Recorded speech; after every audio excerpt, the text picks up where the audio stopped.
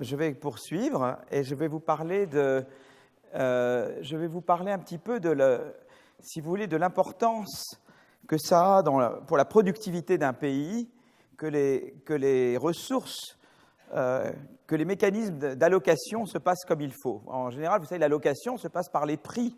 Et normalement, si on a des marchés compétitifs, qu'il n'y a pas de rigidité sur les marchés, que les prix s'ajustent, eh bien, les ressources sont allouées de manière plus ou moins optimale. Voilà. Mais il y a des barrières de toutes sortes à l'allocation des ressources entre différents types d'entreprises. Voilà. Et en fait, on peut se demander, voilà, comment ça se traduit au niveau de la productivité d'un pays ou de la croissance de la productivité d'un pays. Et vous voyez, on est toujours dans cette logique qu'on veut relier la croissance d'un pays à ce qui se passe au niveau très microéconomique, c'est-à-dire ce qui se passe au niveau des entreprises, l'allocation entre, vous voyez, est-ce que les ressources sont allouées comme il faut, le capital, le travail, le crédit, est-ce qu'il est alloué optimalement entre différents types, est-ce que ça va aux projets les plus productifs, les plus porteurs d'emploi ou pas, et d'essayer de comprendre un petit peu ce qu'il y a. Donc je vais passer comme la première partie du cours à parler de ça, et je vais comparer beaucoup entre les États-Unis, la Chine et le Mexique, voilà. Et puis ensuite, donc je vais faire des comparaisons internationales. Vous voyez, je vais partir de l'idée, bon, les États-Unis, parmi les trois pays que je considère, ça ne veut pas du tout dire que je suis un adepte du modèle américain, à nouveau, mais simplement qu'effectivement, l'allocation des ressources s'opère de manière plus efficace aux États-Unis qu'en Chine ou en Inde. C'est Inde ou Mexique qu'on va prendre. Enfin, c'est surtout Inde, Inde, Chine et États-Unis. Et donc, on va essayer de comprendre un petit peu comment, voilà, tout ce qui empêche l'entrée de firmes plus efficaces, la croissance de firmes plus efficaces, tout ce qui inhibe l'activité des entreprises, un mauvais accès aux infrastructures, un manque de capital humain, etc. Comment ça se traduit au niveau de la productivité d'un pays et de la croissance de la productivité d'un pays. Voilà, donc j'ai parlé de ça. Et la deuxième partie, qui sera la plus amusante, je vais parler de pratiques de management. Et là, j'ai un certain nombre de citations assez drôles et que je vais vous montrer. Mais il faut le mériter. Donc, il va falloir qu'on travaille un peu dur la première heure pour mériter la partie un peu plus rigolote de la deuxième heure. Voilà. Donc, je préfère ça que le contraire. Voilà. Donc je commence par Donc, je vais d'abord regarder l'aspect un peu statique, c'est-à-dire que je vais regarder de dire, voilà, est-ce que la productivité en niveau d'un pays, est-ce que je perds beaucoup en ayant une mauvaise allocation des ressources et d'essayer de comprendre comment améliorer l'allocation des ressources. Et ensuite, je parlerai plus de la dynamique des entreprises, comment les différentes barrières qu'on considère déjà au début se traduisent par des dynamiques différentes qui, du coup, se traduisent par des croissances de la productivité différentes. Donc là, je regarde productivité, donc c'est le cours 2, productivité et dynamique des entreprises, comparaison internationale. Donc là, je regarde d'abord qu'est-ce que je perds en productivité à cause d'une mauvaise allocation des ressources entre les différentes entreprises. Alors, voilà, je vais quand même utiliser cette. Donc, il y a des écarts importants en termes de. Vous voyez, une manière de mesurer la output c'est de mesurer la output par individu, hein, output par individu. Donc, je divise la output par la population active, par exemple. Output par population active. D'accord? Et je regarde, en général, le PIB par tête, quoi. Hein. Donc, je regarde le PIB par tête. Et j'essaie de regarder les différences de PIB par tête. En général, on considère que le PIB par tête, c'est pas du tout une mesure exhaustive de bonheur ou de plein de choses, mais c'est quand même, ça vous donne une idée du niveau de vie d'un pays, d'accord? Et on essaie de comprendre d'où viennent les écarts de PIB par tête. Et en fait, si vous voulez, en gros, il y a deux sources qui expliquent les écarts de productivité par tête. C'est qu'il y a la productivité des facteurs est plus grande dans un pays qui a une plus grande productivité, ou bien c'est que l'intensité capitalistique est plus grande dans un pays. Donc c'est ou bien que chaque personne travaille avec plus de machines, par exemple, d'accord, ou que la productivité des machines est plus grande. Et les deux contribuent à ce qu'on ait un produit par tête plus important. Vous voyez, donc voilà. Donc, en fait, si vous voulez, alors ce qui est intéressant, c'est que, voilà, par exemple, en 1996, le PIB par habitant d'un pays développé est environ, d'un pays de l'OCDE, est environ 20 fois celui d'un pays en développement. Et les différences de productivité des facteurs comptent pour environ 30-40%. En gros, pour ceux pour qui c'est de dire il y a deux choses différentes. Qu'est-ce qui peut faire que chaque individu produit plus? Ou bien parce qu'on travaille avec plus de machines par individu, ou que les machines sont plus productives, voyez? Et donc, on voit que 30-40%, c'est parce que les machines avec lesquelles on travaille sont plus productives. D'accord? Donc, alors maintenant, quelles sont les causes de ces différences de productivité? Est-ce que c'est parce que les pays en développement utilisent des technologies qui sont obsolètes? Par exemple, agriculture de subsistance peu productive, l'économie informelle, il y a très peu de machines et de technologies avancées dans l'économie informelle. Donc, est-ce que c'est juste ça? Est-ce que c'est juste que ces économies sont moins productives? Parce que, eh ben voilà, c'est des petites firmes, le secteur informel, qui n'ont pas de machines, qui n'ont pas de technologie moderne, ou bien qu'on est resté encore à l'âge de la charrue, etc. Et bien là, ce diagramme-là vous dit une chose intéressante. Ce diagramme vous dit qu'en fait, eh bien, ça ne peut pas être uniquement un retard technologique. Vous voyez, ça, c'était, en général, c'est deux amis, deux co-auteurs, qui ont regardé au cours du temps combien de temps ça mettait pour diffuser pour le reste du monde une technologie. Donc, ils disaient, voilà, en général, une technologie, eh bien, elle se diffuse. Donc, on regarde la fraction des secteurs. Là, il y a le temps.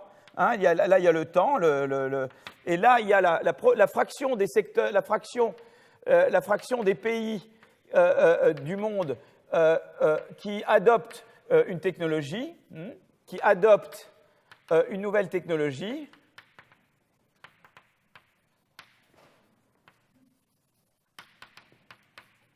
Et alors là, j'écris trop petit, hein, mais en gros, c'est comme ça, quoi. Vous voyez, c'est une courbe comme ça. À un moment donné, il y a un plateau, vous voyez, je veux dire.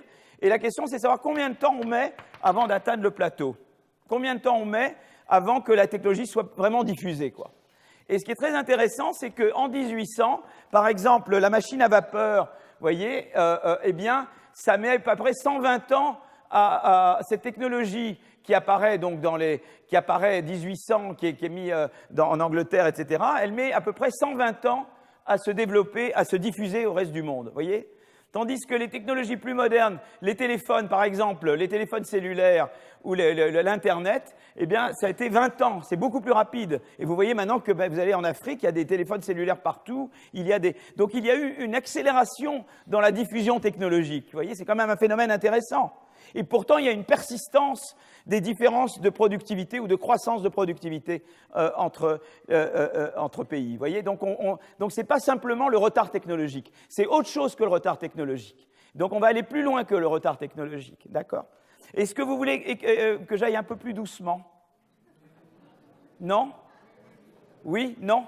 Parce que, oui, un petit peu plus doucement, parce que j'ai l'impression que j'allais un peu vite la dernière fois. Ça va là? Mais en même temps, j'ai du matériel à montrer, hein. Je dois... Voilà. Alors, alors, voilà. Donc, en fait, les travaux ont été faits, les personnes qui ont vraiment travaillé sur la mise à location, c'est-à-dire qu'ils se sont dit, ben, c'est pas juste un retard technologique, c'est que quelque part, les ressources sont mal allouées. Et en grande partie, la Chine a eu des fortes croissances parce qu'elle a essayé d'améliorer l'allocation des ressources. Par exemple, en permettant à des gens qui étaient à la campagne d'aller vers les villes, la Chine a essayé d'améliorer l'allocation des ressources. En essayant de développer un peu son secteur financier, la Chine a réussi à améliorer, elle a encore beaucoup à faire, mais elle a déjà réussi à faire de la croissance simplement grâce à une meilleure allocation des facteurs de production. D'accord ? Donc eux, ils regardent notamment l'Inde et la Chine et ils la comparent aux États-Unis et ils montrent que l'allocation des ressources est sous-optimale. Donc ils essaient d'avoir une mesure d'abord ils construisent une mesure de mise à location, de mauvaise allocation, je sais pas comment je fais un anglicisme là, et d'essayer de voir comment ça se traduit en termes de perte de productivité. Donc ils essaient de dire voilà comment je peux mesurer la mise à location, une mesure macroéconomique ou une mesure globale, et comment elle se traduit par des manques à gagner en termes de productivité. Alors, la manière qu'ils ont d'introduire, c'est de dire la chose suivante. C'est de dire il y a deux choses. Et vous savez, j'en avais un peu parlé la dernière fois. J'avais dit qu'il y a la productivité physique, vous voyez que, et c'est celle qui nous intéresse vraiment, mais il y a la productivité mesurée par le revenu, en termes de profit. Vous voyez, est-ce que vous réalisez des profits par rapport aux coûts que vous payez, quoi. Et là, les prix interviennent.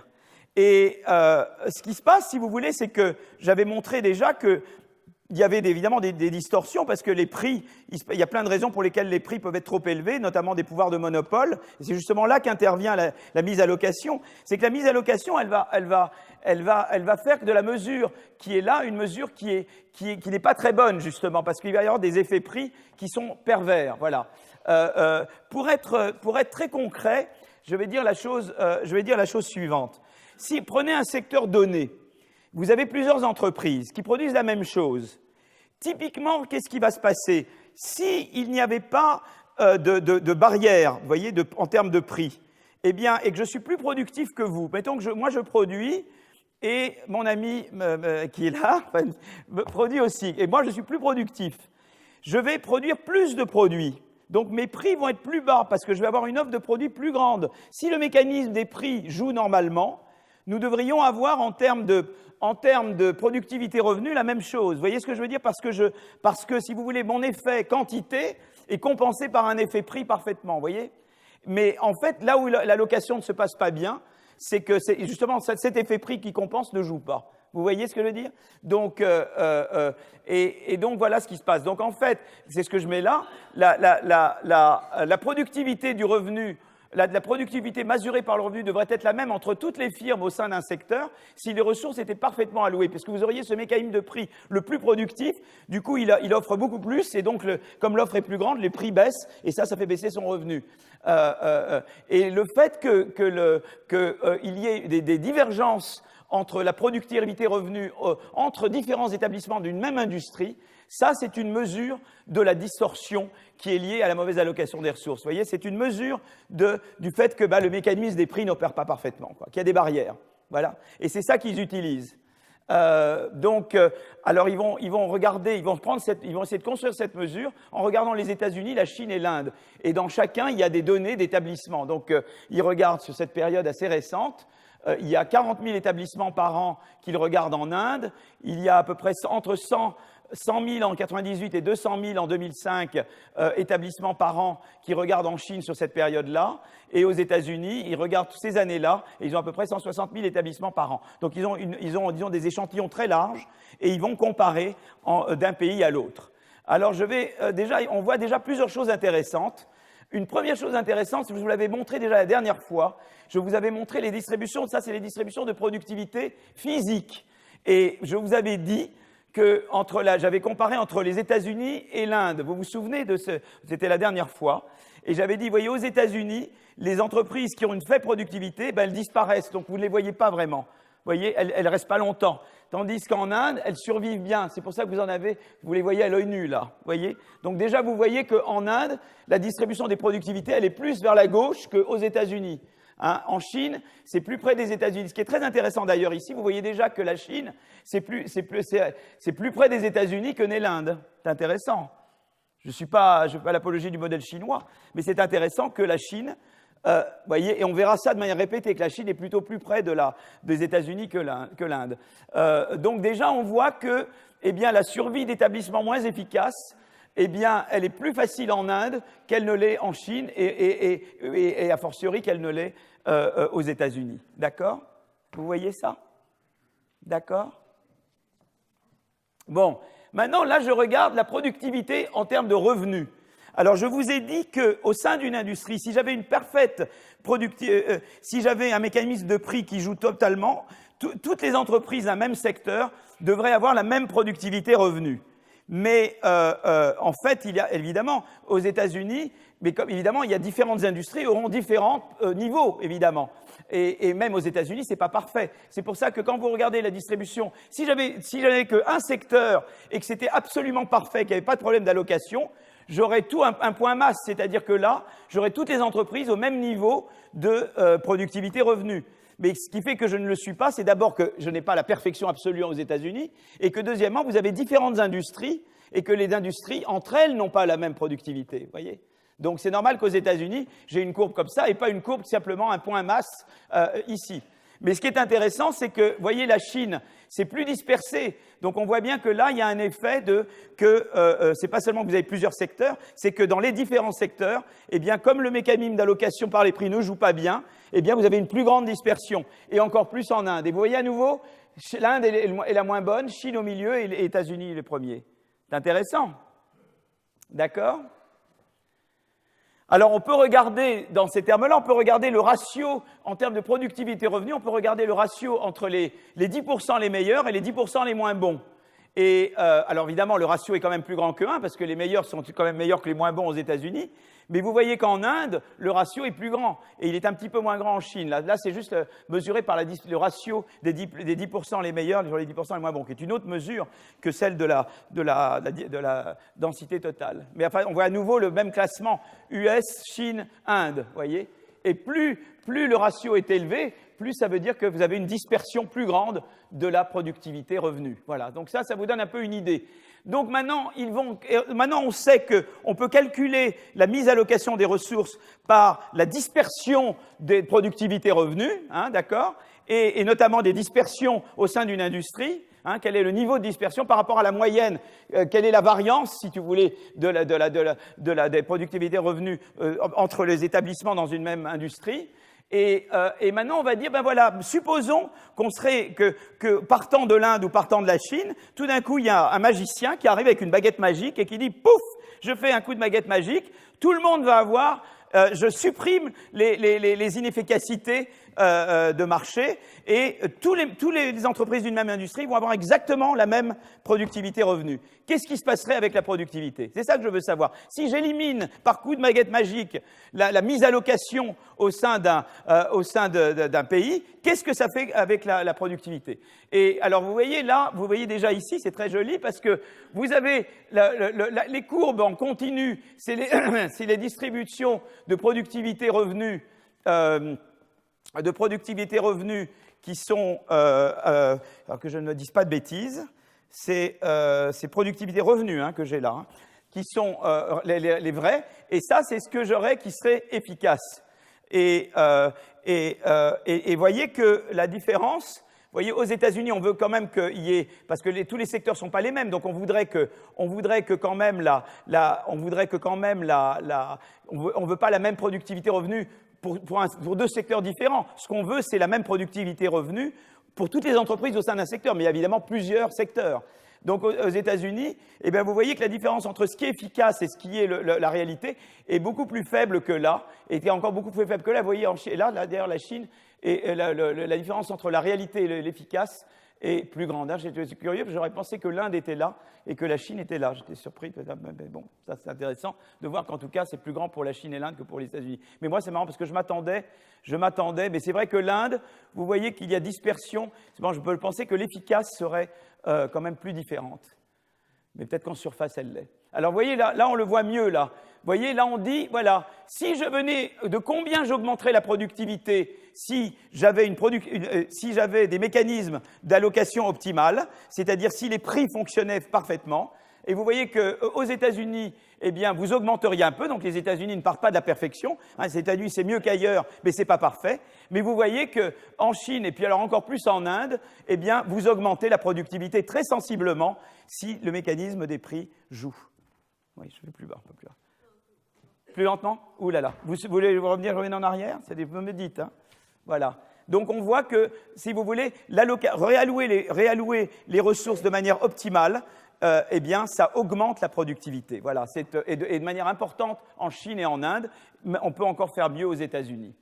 Voilà. Donc au total, même si les États-Unis n'ont pas une allocation optimale des ressources, ils sont le pays qui s'en rapproche le plus. Si elles avaient soudainement évolué vers l'efficience des États-Unis, la Chine aurait augmenté sa productivité de 39% en moyenne sur 98-2005 et l'Inde de 47% en moyenne sur 1994. Alors la question, c'est quelles sont les raisons de cette mauvaise allocation des ressources et quelles sont les politiques publiques que l'on peut faire pour les limiter? Parce que finalement, vous voulez faire des politiques publiques, vous voulez dire, voilà, qu'est-ce qu'on doit faire pour améliorer la qualité, l'allocation des ressources? D'accord? Donc, eh bien, une première raison, donc voilà, une première source de mise à location, c'est les coûts d'ajustement. Alors, il y a plusieurs manières de voir ces coûts d'ajustement. Une manière, c'est de dire il y a des volatilités plus grandes, par exemple, du prix des inputs, ou bien il y a plus d'incertitudes sur l'approvisionnement en input. Ça, c'est typiquement, vous êtes une entreprise en Inde, eh bien, vous savez pas, ou dans un pays en développement, vous savez pas si demain l'électricité va fonctionner comme il faut. Vous avez incertitude sur les infrastructures. Et donc, ça, c'est une source, évidemment, de disruption, évidemment, qui font que vous ne marchez pas bien. Une autre source, c'est les réglementations trop fortes, qui mettent des barrières à l'entrée. Et les difficultés administratives, le coût de création d'une entreprise, le coût de faire plein de choses. Donc, on va les regarder de plus en détail, ces sources de mise à location. D'accord? Donc là, ici, on regarde alors la mise à location, je la mesure pour chaque secteur, je la mesure, si vous voulez, par l'écart, si vous voulez, si j'avais une variance. Si tout le monde était au niveau moyen de productivité revenu, je n'aurais pas de mise à location. C'est l'écart à ça, vous voyez. Donc, si vous voulez, je mesure la mise à location pour un secteur. Si j'avais tout le monde avec la même productivité revenu, j'aurais pas de mise à location. Et si vous voulez, c'est la variance autour de ça, de cette moyenne, qui est la mise à location pour le secteur. Et ensuite, je regarde la part de chaque secteur en termes de valeur ajoutée dans l'économie, et je fais la moyenne sur les secteurs, et ça me donne un indice pour toute l'économie de la mise à location. Vous voyez comment je fais? Donc, si j'avais pas de mise à location, tous les établissements d'une industrie auraient la même productivité revenu. Mais je vois de combien on s'écarte de l'égalité parfaite en productivité revenu au sein d'une industrie. Une fois que j'ai calculé la mise à location pour les différentes industries, je fais la moyenne pondérée par l'importance de l'industrie dans la valeur ajoutée du pays totalement. D'accord? Et donc, on construit cet indice qui est cet indice vertical de mise à location, et on voit qu'il y a et là en abscisse, je représente des changements de productivité, c'est-à-dire la productivité, elle varie parce que tout d'un coup l'électricité marche pas, parce que tout d'un coup différentes choses se passent qui font que ma productivité, elle est volatile. Et on voit très clairement qu'il y a une corrélation positive entre la volatilité de la productivité dans un pays et la mesure de mise à location. Donc ça, c'est déjà une source très importante, d'accord? Donc ça, c'est la première chose. Donc la volatilité. Donc c'est très important d'assurer des bonnes infrastructures, que l'électricité arrive comme il faut, que les inputs arrivent comme il faut, qu'il n'y a pas, de choc sur l'arrivée des inputs. Alors, le deuxième, c'est les démarches administratives. Avant, jusqu'aux années 90, il y avait j'en vous en ai déjà parlé, cette license rage, qui était un truc kafkaïen pour démarrer une entreprise, voilà. Et on a supprimé le license rage, et il y a eu d'autres réformes qui ont été faites par Rajiv Gandhi pour libéraliser l'entrée et la rendre plus facile. Et quand vous libéralisez l'entrée, ben évidemment, la libre entrée permet une meilleure allocation des ressources. Et vous voyez que ça, c'est très intéressant, parce que vous voyez que si j'étais resté sans les réformes, c'est-à-dire juste que ça, c'est la période avant la réforme, et vous voyez qu'avec l'âge, normalement, on voudrait que l'emploi de ceux qui restent plus longtemps soit plus important, parce qu'en général, on voudrait qu'il y ait des bons mécanismes de sortie des entreprises. On sait que le taux de sortie est plus grand quand les entreprises sont jeunes que quand les entreprises sont plus âgées. Donc, on voudrait typiquement que l'emploi augmente avec l'âge. Vous voyez que plus d'entreprises, plus on a une cohorte d'entreprises qui a passé le temps, plus l'emploi augmente. Vous vous souvenez, je vous ai dit ça. Typiquement, aux États-Unis, par exemple, l'emploi augmente, et on va revenir là-dessus, augmente très clairement avec l'âge. D'accord? Parce que pensez aux entreprises, comme je vous l'avais dit la dernière fois, en termes une entreprise, c'est plusieurs établissements, plusieurs lignes de produits, et au cours du temps, je viens avec une ligne de produits, j'en développe une autre, et j'en développe une autre, et si je suis très efficace, ben j'arrive à croître, et évidemment, à chaque fois, j'augmente l'emploi. Et ceux qui ont survécu plus longtemps, c'est typiquement les plus efficaces, qui sont ceux qui emploient le plus. Vous voyez, donc c'est intéressant, c'est que si je n'avais pas eu les réformes, avant les réformes, eh bien, au lieu que l'emploi croisse avec l'âge, en Inde, il décroissait avec l'âge. Vous voyez, c'était totalement inefficace. Et après les réformes, vous voyez à nouveau, l'Inde se met sur un sentier positif. productive, c'est-à-dire que quand même, c'est pas comme les États-Unis qui seraient comme ça, mais au moins l'Inde a un emploi qui augmente avec l'âge. Les entreprises plus âgées emploient plus que les entreprises plus jeunes. Ça veut dire quelque part que où elles se sont améliorées elles-mêmes, où il y a eu un mécanisme qui ont permis aux mauvais de sortir, et du coup ceux qui restent sont ceux qui sont plus grands. Vous voyez ce que je veux dire? La sélection opère mieux, quoi. On croit plus et la sélection opère mieux. Ben, avant les réformes, ce n'était pas le cas. Vous voyez, c'est intéressant, c'est quand même une courbe assez incroyable. Hein. Ces réformes, ça a été la libéralisation des coûts d'entrée et ça a été la libération du commerce, notamment.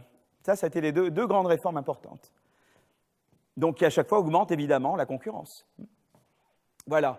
Et alors, après, il y a un autre aspect qui est les firmes qui sont étatisées. Voilà. Alors, en Chine, on sait que, par exemple, en 98, vous avez 29% des établissements qui sont étatisés. Ça baisse à 18,5 en 2001 et à 8,1 en 2005. Et alors, on peut se dire, eh bien, finalement, on peut calculer, eh bien, on voit qu'en fait, les établissements privés sont 40% plus productifs que les établissements publics. Donc, une des sources, évidemment, d'inefficacité en Chine, c'est qu'il y avait, alors, moi je crois pas du tout qu'il faut tout privatiser, mais il y a des choses qu'il vaut mieux privatiser, et c'est clair qu'en Chine, eh bien, évidemment, il y avait le fait que vous aviez un secteur nationalisé trop gros est une source de mise à location, parce qu'évidemment, ça empêche la concurrence, c'est évident, hein, par définition. Voilà. Alors maintenant, on peut regarder. Donc là, je regarde donc la croissance de l'établissement. Voilà.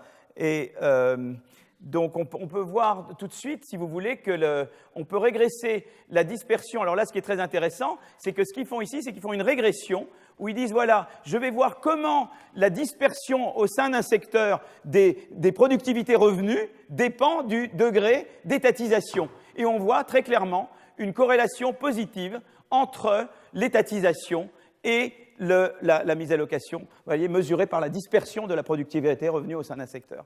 Donc c'est un des facteurs, quoi. En Chine, c'est évident que la privatisation de l'économie chinoise a été un des facteurs d'amélioration de la location des ressources. Hein. Voilà.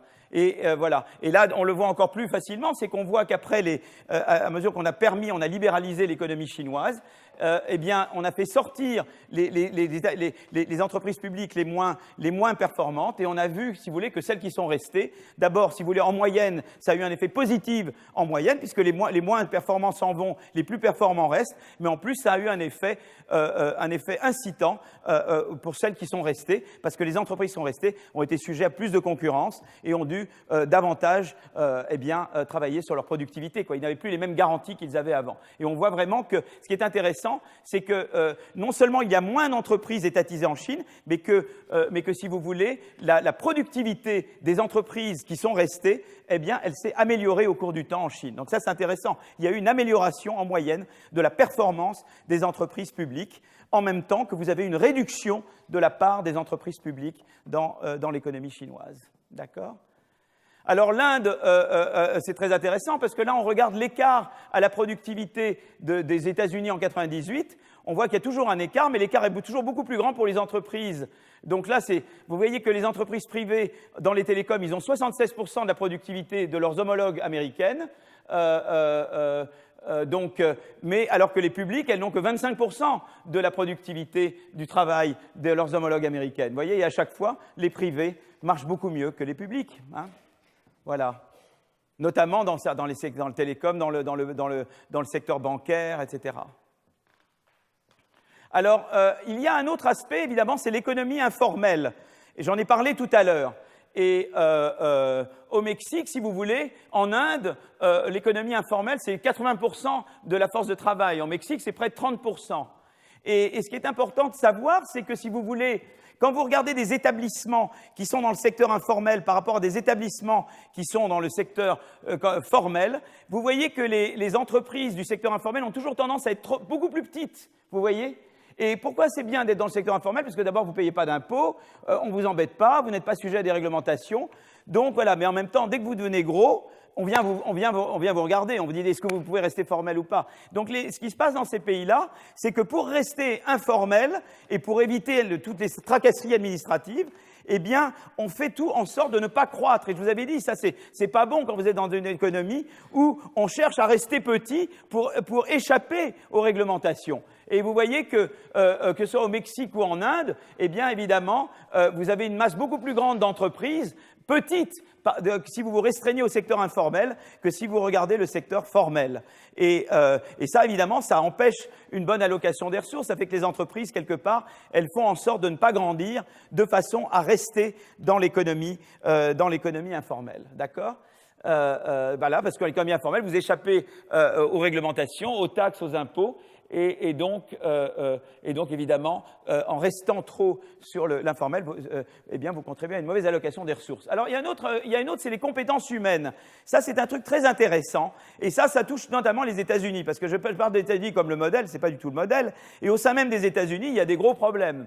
Et comme vous le savez, il y a les problèmes liés à la race et au genre. Et c'est très intéressant parce que vous voyez que ici, je regarde en fait la répartition parmi voilà, je regarde en fait, alors dans une seconde que je regarde bien, parce que je veux pas être, je regarde bien que je n'ai pas le, donc là je regarde ici, je suis dans là, j'étais un peu, là voilà, ce qu'on voit c'est que vous, attendez une seconde, oh là là là là, je regarde pas par des catégories qui high skill, c'est ça, je regarde la part de chaque catégorie qui est, voilà, c'est la part de chaque catégorie qui est high skill. High skill, c'est-à-dire avec un degré universitaire, d'accord? Et vous voyez que, en fait, regardez, si vous vous restreignez voilà, à ce qu'ils appellent les caucasiens aux États-Unis, vous voyez, eh bien, on voit que si vous voulez, en 1960, vous aviez 20% disons des blancs qui étaient high skill, d'accord? Et 25% en 2008. D'accord? C'est intéressant que les femmes en 60, c'était très peu, c'était 6%. Et ça monte à 21% en 2008. Les hommes noirs, c'était 3%, ça monte à 15%. Et les femmes noires, là c'est le pire, c'est 2%, et ça monte à 16%. Donc d'abord, vous voyez qu'il y a quand même une amélioration entre 1960 et 2008. D'accord? Mais quand même, il reste quand même une grande différence. Vous voyez, en fonction il y a quand même une différence notable en fonction du genre et une différence encore plus notable en fonction de la couleur de peau, quoi. Voilà. Et donc, vous avez encore ce problème, si vous voulez, vous avez quand même une ségrégation aux États-Unis.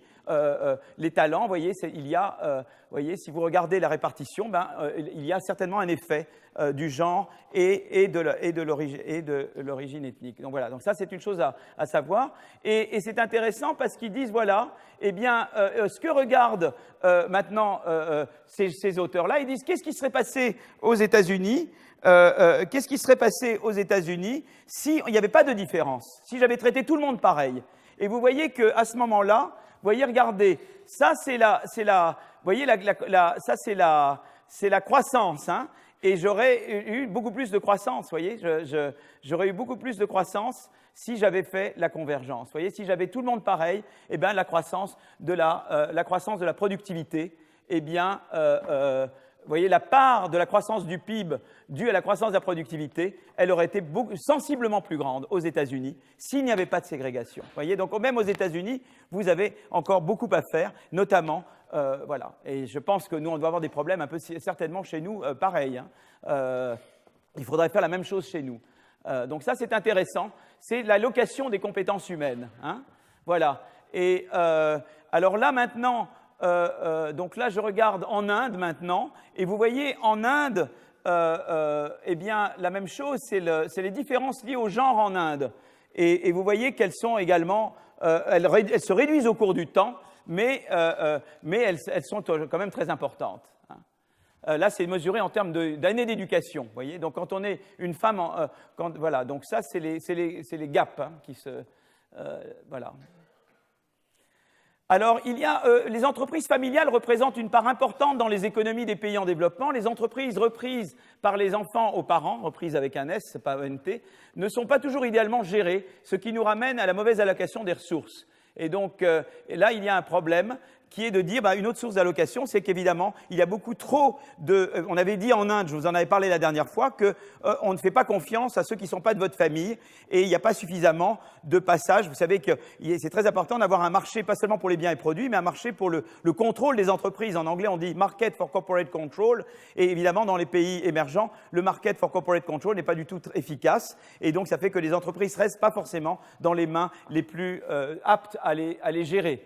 Alors, il y a d'autres sources, l'accès au crédit qui est différencié, l'imperfection sur différents marchés, les barrières aux migrations. Il y a tout un certain nombre d'autres sources qu'on peut étudier, qui n'ont pas encore été étudiées en détail. Et ça, c'est tout un programme de recherche pour voir l'impact qu'elles ont sur la mise à location, ces sources potentielles. Donc ça, déjà, ça me termine la première partie, qui est que donc, ces auteurs utilisent des données microéconomiques États-Unis, Inde, Chine, pour étudier l'impact de la mauvaise allocation de ressources sur la productivité. On trouve une mise à allocation des ressources plus élevée en Inde et en Chine qu'aux États-Unis, mais il faut se dire que la mise à allocation des ressources n'explique pas l'ensemble de l'écart de productivité. Ça explique 49% de l'écart entre Chine et États-Unis, ça explique 35% de l'écart entre Inde et États-Unis, et il faut aller plus loin, et on va maintenant regarder les différences entre dynamiques des entreprises d'un pays à l'autre. Là, j'ai regardé vraiment ce qui venait de la mise à location, c'est-à-dire du fait que, au sein d'un même secteur, les productivités revenus ne sont pas les mêmes pour tous les établissements, et à cause de différents facteurs que j'ai regardés là. Et maintenant, ce que je vais regarder, c'est les différences entre États-Unis, Inde et Chine et Mexique sur la dynamique des entreprises et de voir comment cette différence de dynamique des entreprises se traduit également par des différences de croissance de productivité au niveau agrégé. Alors là, il est 36. Je vais maintenant passer à la deuxième partie. Donc je vais maintenant regarder, donc j'ai raisonné en termes assez statiques. J'ai dit, voilà, il y a différents facteurs qui font que le mécanisme des prix ne joue pas optimalement et qu'il y a une dispersion. Et si j'enlevais ça, qu'est-ce qui se passerait? C'est ça que j'ai regardé pour le moment. Maintenant, je veux regarder beaucoup plus l'entrée, la sortie, la croissance des entreprises et d'un pays à l'autre. Et donc, je veux comprendre la dynamique des entreprises et ses conséquences sur l'emploi, la productivité et l'évolution de l'économie. D'accord? C'est bien celle-là que j'ai... Ah non, c'est pas la même. Voilà, c'est ça. D'accord. Maintenant, j'ai les comparaisons internationales. Ça commençait à être un petit peu embêtant, là. Ouais, c'est bien, j'ai pas mis la moitié du cours à m'en rendre compte. Moi, je me souviens de mon cours la dernière fois. Voilà. Très bien. C'est une bonne... Alors, donc, l'idée, c'est de regarder le cycle de vie des établissements dans les pays que j'ai considérés tout à l'heure. Et on veut comprendre les différences observées sur la productivité au cours du cycle de vie. Et on veut comprendre l'impact de ces différences sur la productivité et la croissance de la productivité. Donc, au lieu de dire, je regarde ça en termes statiques, je dis, je prends un secteur et je regarde si la productivité revenue est la même ou pas la même entre les différentes entreprises, entre les différents établissements du secteur à un moment donné, je vais regarder l'évolution des établissements en termes d'emploi, en termes de productivité. Je vais les comparer entre les États-Unis, la Chine, l'Inde, le Mexique et essayer de voir l'implication que ces différences ont. Parce qu'il n'y a pas seulement ce qui se passe au sein d'un établissement, il y a aussi, si vous voulez, est-ce que l'entrée, la sortie, ça fonctionne comme il faut? Est-ce que la sélection, regardez les mécanismes de sélection de manière et de croissance de manière plus détaillée. Donc voilà. Alors pour ça, il faut des données micro détaillées sur les établissements du secteur manufacturier avec des informations de bonne qualité sur l'âge des établissements. C'est important que ces données tiennent compte de l'économie informelle, qui représente une part importante de l'emploi. On a vu que c'était 80% de l'emploi en Inde. Et je regarde surtout les États-Unis, l'Inde et le Mexique là, pour cette partie. La Chine ne disposait pas de données assez précises sur les petits établissements pour cette partie de l'étude. Je pense qu'ils sont en train d'accumuler les données sur la Chine. Là, je vous présente des recherches qui sont des recherches très très récentes et encore en progrès. Hein. Donc voilà. On va se concentrer sur le secteur manufacturier. Il y a différentes bases qui vous informent sur l'emploi et la productivité des établissements sur une période de temps pour les États-Unis, pour l'Inde et pour le Mexique, d'accord? Donc il y a ces bases de données. Ça serait bien d'avoir les mêmes en France, et on peut avoir les mêmes en France. Donc ça, c'est des études, évidemment, qui seraient très intéressantes, parce que toujours, il y a la question, est-ce que la France est plus près du Mexique que des États-Unis, par exemple, hein, dans tout ce que je montre. Et alors, évidemment, il faut tenir compte de la spécificité de chaque industrie. Nous, on regarde pour chaque industrie, et puis après, on fait la moyenne entre les industries pour regarder l'économie dans son ensemble. Hein. Donc, la part de l'emploi moyen peut être très différente entre l'industrie pharmaceutique, l'industrie automobile. C'est important de comprendre chaque industrie et ensuite de faire la moyenne entre industries pour avoir quelque chose, pour avoir une image agrégée au niveau de l'économie dans son ensemble. C'est vraiment ici, c'est la croissance ici où on part du micro pour aller au macro. Vous voyez, on ne part pas du macro comme ça toute seule. On essaie de comprendre le plus micro qu'on peut, quels sont les processus les plus microéconomiques possibles qui sous-tendent, derrière les différences de performance macroéconomique. Alors, on va regarder l'emploi et la productivité. Alors, je vais commencer par regarder des choses que je vous avais un peu montrées. Je crois que ça, on avait déjà un peu vu la dernière fois, mais c'est bien de revoir certaines choses. Alors là, qu'est-ce qu'on regarde? C'est la distribution de l'emploi par âge des établissements. Hein. Donc, tout en haut à gauche, c'est les établissements de moins de 5 ans, entre 5 et 9, entre 10 et 14, etc. Et vous voyez déjà qu'aux États-Unis, eh bien, vous avez quand même une grande fraction de l'emploi total, c'est dans des entreprises de plus de 40 ans. Donc, ça veut dire quoi? Ça veut dire à la fois peut-être que les grosses entreprises sont les meilleures, mais ça veut dire aussi que ceux qui étaient moins bons et qui avaient moins de potentiel pour croître ont été évincés par celles qui sont plus grosses. Vous voyez ce que je veux dire? On va revenir à ça. Il y a toujours ces deux idées-là. Ceux qui restent, c'est les meilleurs, et ceux qui étaient moins bons ont été évincés. Et ceux qui étaient les plus grosses ont pu croître elles-mêmes, ont pu s'améliorer, ont pu acquérir, ont pu se développer. Donc les bons ont pu se développer et les moins bons ont été écartés. Donc il y a ces deux aspects, croissance interne des bons et mécanisme de sélection. D'accord? Quand vous regardez en Inde, eh ben, évidemment, vous n'avez pas du tout, il n'y a pas de prime à l'âge. Vous voyez, comme il y a. Et la France, c'est beaucoup plus près de l'Inde, enfin, du Mexique que des États-Unis. Vous n'avez pas ça en France. Vous voyez, quand je regarde, je vous montrerai, on le verra la semaine prochaine, mais en France, il n'y a pas du tout cette importance des entreprises de plus de 40 ans dans l'emploi. Donc ça, c'est très intéressant. Donc, on note le poids très important en termes d'emploi des établissements de plus de 40 ans aux États-Unis, presque 30% de l'emploi par rapport à l'Inde et au Mexique, où elles représentent moins de 5% de l'emploi. Donc ça, c'est quelque chose que vous devez garder en tête. Hein. Alors maintenant, si la distribution de l'emploi par âge des établissements donne des premiers indices, elle mélange un certain nombre de facteurs, comme je l'ai dit tout à l'heure. Il y a d'abord l'évolution de la taille des cohortes, le nombre de nouveaux établissements dans le temps.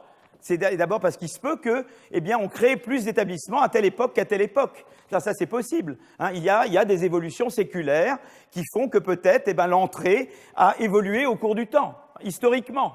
Donc ça, il faut tenir compte de ça. Ensuite, il y a le taux de sortie en fonction de l'âge. Il y a des endroits où, quand on est moins bon, comme aux États-Unis, ben, on sort assez rapidement.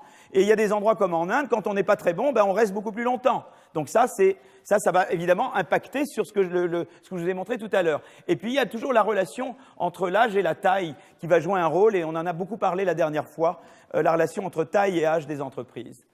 Alors là, je regarde ici, toujours parce que c'est toujours alors voilà ce que je regarde. Je normalise, voilà ce qui se passe ici. Je regarde le nombre d'établissements rentrés.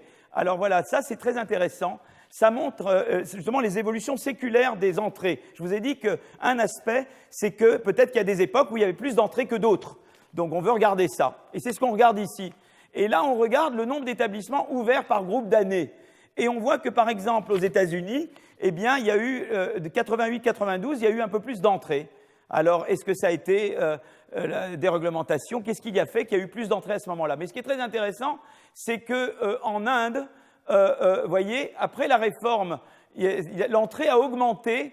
Après la réforme, je vous avais dit qu'on élimine le licensage et qu'on libéralise les marchés, et on voit que l'entrée augmente. Vous voyez, on le voit là. Tout d'un coup, il y a plus d'entrées qu'avant.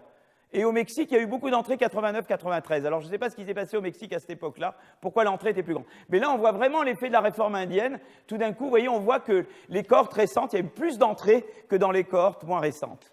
D'accord? Alors, les taux de sortie maintenant. Les taux de sortie des entreprises. Alors, on regarde en fonction de l'âge. On sait qu'en général, aux US, ben, le taux de sortie est plus grand pour les petits et moins grand pour les grands. Pourquoi? Parce que les plus grands sont en général meilleurs. Vous voyez, donc les taux de sortie vont être moins grands. Ils ont passé le test darwinien, si vous voulez, d'accord? Mais ce qui est intéressant, c'est que si vous voulez, en Inde, c'est pas comme ça, quoi. Vous voyez, en Inde, il y a assez peu de sorties au début. Et là, il y a un petit peu de sortie, un peu plus.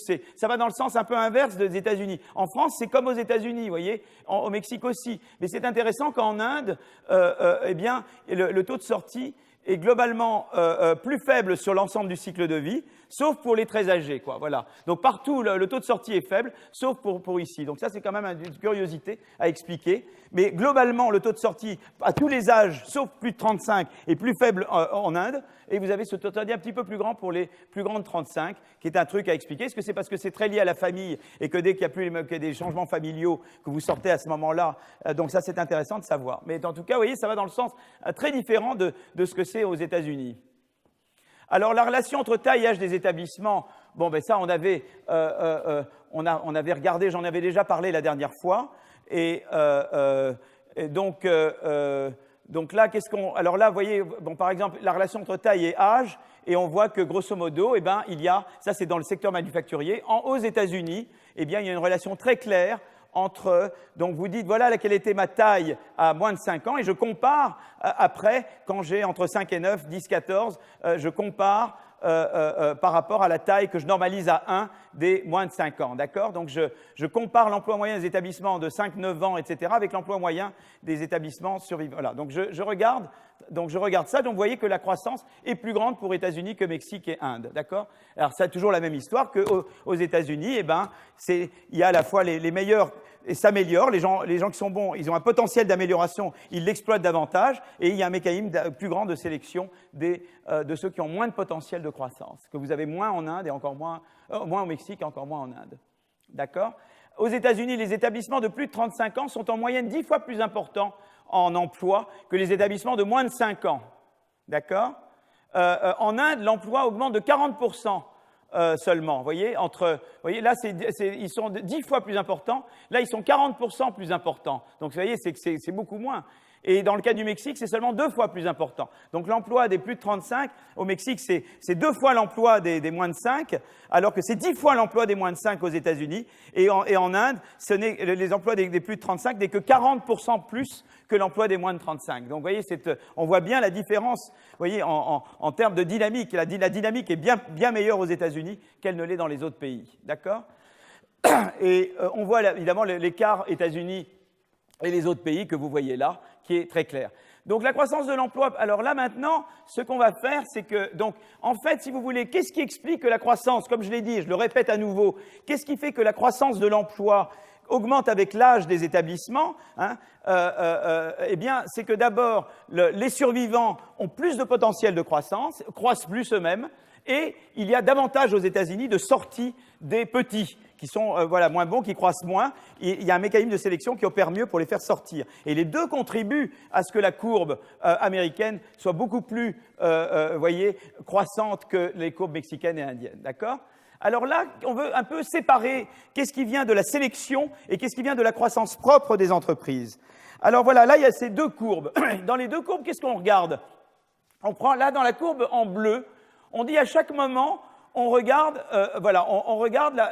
on prend une entreprise, on met à 1 les entreprises, vous voyez, qui étaient là. Et chaque année, on regarde ensuite, 5 ans, 10 ans après, 15 ans après, on fait la moyenne de la productivité de l'emploi, je veux dire, sur les entreprises que vous observez à un moment donné. Vous voyez ce que je veux dire? Donc, dans la courbe bleue, vous ne séparez pas ce qui est dû à la croissance des entreprises. Donc, vous regardez, à un moment donné, les entreprises qui ont moins de 5 ans, les entreprises qui ont entre 5 et 9, les entreprises qui ont 10 et 14, et vous voyez comment elles sont. Mais vous ne faites pas la différence entre qu'est-ce qui vient pourquoi les plus âgées sont plus grandes. Vous ne faites pas la part des choses entre le fait qu'elles ont eu plus de croissance elles-mêmes ou le fait qu'il y a eu de la sélection. Et alors, qu'est-ce qu'on fait dans la courbe en pointillé? Dans la courbe en pointillé, on omet les firmes qui sortent entre les deux dates. Vous voyez, c'est-à-dire qu'on ne compte pas, on dit si quelqu'un est sorti, je ne le compte pas la période d'avant non plus. Vous comprenez? Et là, j'ai la croissance, si vous voulez, qui n'est pas due à la sélection. Et vous voyez la différence? Et donc ça vous dit qu'il y a quand même croissance pour les États-Unis, même si je fais abstraction de la sélection. mais il y a quand même beaucoup qui est dû à la sélection. Et ce qui est très intéressant, c'est quand vous faites cet exercice pour l'Inde, vous trouvez que les survivants ont eu une taille qui a décru. C'est très intéressant. Alors pourquoi? Ça, c'est très intéressant de voir que quand vous faites abstraction du mécanisme de sélection, vous avez une décroissance. La seule chose qui, en Inde, empêche la décroissance au total, c'est que vous avez quand même un peu de sélection en Inde. Et si vous n'aviez pas ce un peu de sélection, vous auriez une taille, vous voyez, une contribution à l'emploi des plus âgés plus faible, voilà, qui décroît avec l'âge, quoi. C'est intéressant, hein. Ça, c'est très surprenant. Ça, c'est une énigme, on ne sait pas expliquer ça. Pourquoi ça baisse, quoi, carrément? Est-ce qu'il y a des difficultés? Qu'est-ce qui fait qu'en Inde, c'est décroissant? Voilà. Donc, on observe surtout que la croissance de l'emploi sur les survivants est plus importante aux États-Unis qu'en Inde. Ça, vous voyez la différence entre cette courbe et celle-là. En Inde, la taille moyenne des survivants diminue dans le temps. Des établissements peu productifs survivent alors qu'elles devraient sortir du marché. Et peut-être que finalement, elles finissent par sortir. Elles survivent, oui, donc c'est peut-être ça qui fait. Donc, qu'est-ce qui fait que la taille baisse quand j'enlève l'aspect sélection? Mais vous voyez, c'est très intéressant de dire, il y a les deux choses. Il y a ceux qui restent ont cru au cours du temps, et puis il y a ce qui est dû à la sélection. Et vous voyez qu'on peut faire la part des choses entre les deux, voilà. Donc, alors maintenant, est-ce qu'on peut relier l'emploi au cours du cycle de vie à la productivité des établissements au cours du cycle de vie? Et alors là, vous voyez maintenant la figure que je fais là, au lieu de représenter l'emploi en fonction de l'âge, je représente la productivité en fonction de l'âge. Et vous voyez que plus, c'est ce que je vous dis, vous voyez, aux États-Unis, il y a un lien très clair entre l'âge et la productivité. Ceux qui survivent longtemps sont vraiment les meilleurs, les plus productifs. C'est moins le cas au Mexique et c'est moins le cas en Inde. Vous voyez? Donc c'est très intéressant. Par exemple, les établissements de moins de 5 ans et ceux de plus de 35, le ratio de productivité est 4 aux États-Unis, il est de 1,7 au Mexique et de 1,5 en Inde. Donc ça veut dire vraiment que le darwinisme opère beaucoup mieux aux États-Unis qu'en Inde et au Mexique. C'est ça que ça veut dire, hein, le darwinisme vers la productivité. Et donc, si vous voulez, finalement, vous regardez, vous mettez en parallèle la courbe pour l'emploi et la courbe pour la productivité, elles sont assez semblables. Vous voyez que les États-Unis sont au-dessus, c'est beaucoup plus croissant, à la fois l'emploi et la productivité, le Mexique en dessous et l'Inde en dessous. D'accord? Et la France, je vous dis tout de suite, c'est beaucoup plus près du Mexique que des États-Unis. Mais peut-être dans 5 ans, ça sera différent. Alors, on vient d'observer un nombre important de faits stylisés sur voilà. Donc maintenant, on peut se poser la question, pourquoi la productivité au Mexique et en Inde augmente moins avec l'âge qu'aux États-Unis? D'accord? On peut se poser la question. Et alors là, j'ai regardé la productivité en termes de quantité. Alors évidemment, on sait qu'on peut la regarder en termes de revenus. Mais en termes de revenus, on sait qu'il y a les problèmes de mise à location qui reviennent. Vous voyez, dès que vous passez de la productivité en quantité et de la productivité en revenus, vous savez qu'il y a les prix qui arrivent, et les prix, eh bien, plus vous avez des barrières à l'entrée, plus les prix vous disent des choses qui n'ont rien à voir avec la qualité du produit ou avec la productivité, mais plus des choses qui ont à voir avec les barrières à l'entrée. D'accord?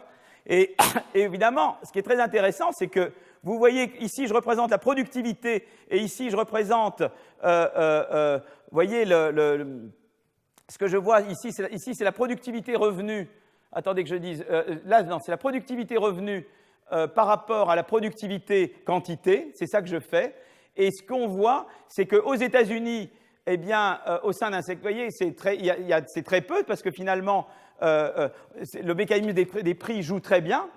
Tandis que vous voyez beaucoup plus qu'en Inde et au Mexique, eh bien, le mécanisme des prix ne joue pas vraiment, et donc vous avez une relation beaucoup plus pentue entre productivité, quantité, productivité, revenu. C'est une autre manière de regarder la mise à location. Je l'avais regardé tout à l'heure en manière statique. Vous dites à n'importe quel moment, vous prenez une industrie, vous regardez ce que la productivité et revenu de tous les établissements d'industrie est la même ou pas, mais il y a une autre manière de le voir, c'est de dire prenez les courbes dynamiques, prenez les courbes qui vous décrivent voyez, l'évolution au cours du temps. Est-ce que ça se traduit est-ce qu'il y a vraiment de la productivité quantité à la productivité revenu? Et on voit qu'aux États-Unis, eh bien, beaucoup plus qu'au Mexique, Vous voyez, la TFPR augmente de 50 à 60% en Inde quand vous doublez la productivité quantité, alors qu'elle n'augmente que de 10% aux États-Unis. Donc on voit bien que, vous voyez, la mise à location, mais on le voit mieux en dynamique, si vous voulez. Vous faites un peu différente. Vous dites doublons. Ici, vous dites doublons la TFPQ, la productivité quantité, dans les différents pays. Qu'est-ce qui se passe avec la TFP revenu? Et elle augmente évidemment beaucoup moins aux États-Unis qu'elle n'augmente au Mexique et en Inde. Voilà, donc ça nous incite à penser que les établissements plus productifs en Inde et au Mexique font face à des coûts de leurs inputs plus élevés ou ont des choses qui font que leur prix ne baisse pas parce qu'il y a moins de concurrence sur le marché pour leurs produits elles-mêmes, voilà, et qui fait que ça fait cette différence. Alors je voulais quand même, c'est quand même intéressant aussi. Pourquoi je montre ça? Parce que ça veut dire que aussi ça peut suggérer que dans les pays émergents, il y a un coût des inputs plus grand. Et je veux regarder différents, mais ça va regarder plus en détail. Je veux regarder le coût du travail. Voilà, il y a par exemple en Inde, il y a des choses qui rendent, mes co-auteurs Beasley et Burgess ont regardé les différences liées au droit du travail entre grands et petits établissements. Les petits établissements évitent les coûts liés au droit du travail en ne déclarant pas leurs employés, d'où un intérêt à rester petits et rester informels. Au Mexique, Santiago Levy a montré que les impôts sur le chiffre d'affaires sont appliqués plus rigoureusement pour les grands que pour les petits. À nouveau, ça vous donne une incitation à rester petit. Voyez, donc il y a, vous voyez, c'est toujours. Nous, on a un peu ça avec nos seuils. Les seuils à 50, ça incitait à rester en dessous de 50. Donc, nous avons un peu les mêmes problèmes chez nous.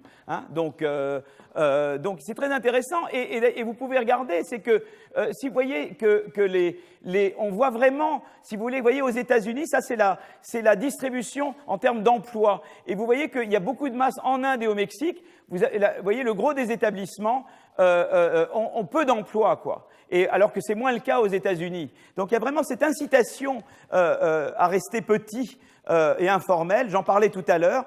Et là, je vais regarder à nouveau. Donc ça, j'ai cet impact-là. L'accès, donc il y a déjà le coût du travail, qui est un élément qui est inhibant, qui explique la croissance plus faible. J'essaie de comprendre pourquoi les établissements croissent moins au Mexique qu'en Inde. C'est parce que vous voulez rester informel, vous voulez éviter de payer une série d'impôts et d'avoir une série de tracasseries, beaucoup plus qu'aux États-Unis. C'est beaucoup plus difficile de rester informel et d'échapper à l'impôt. Le coût du capital.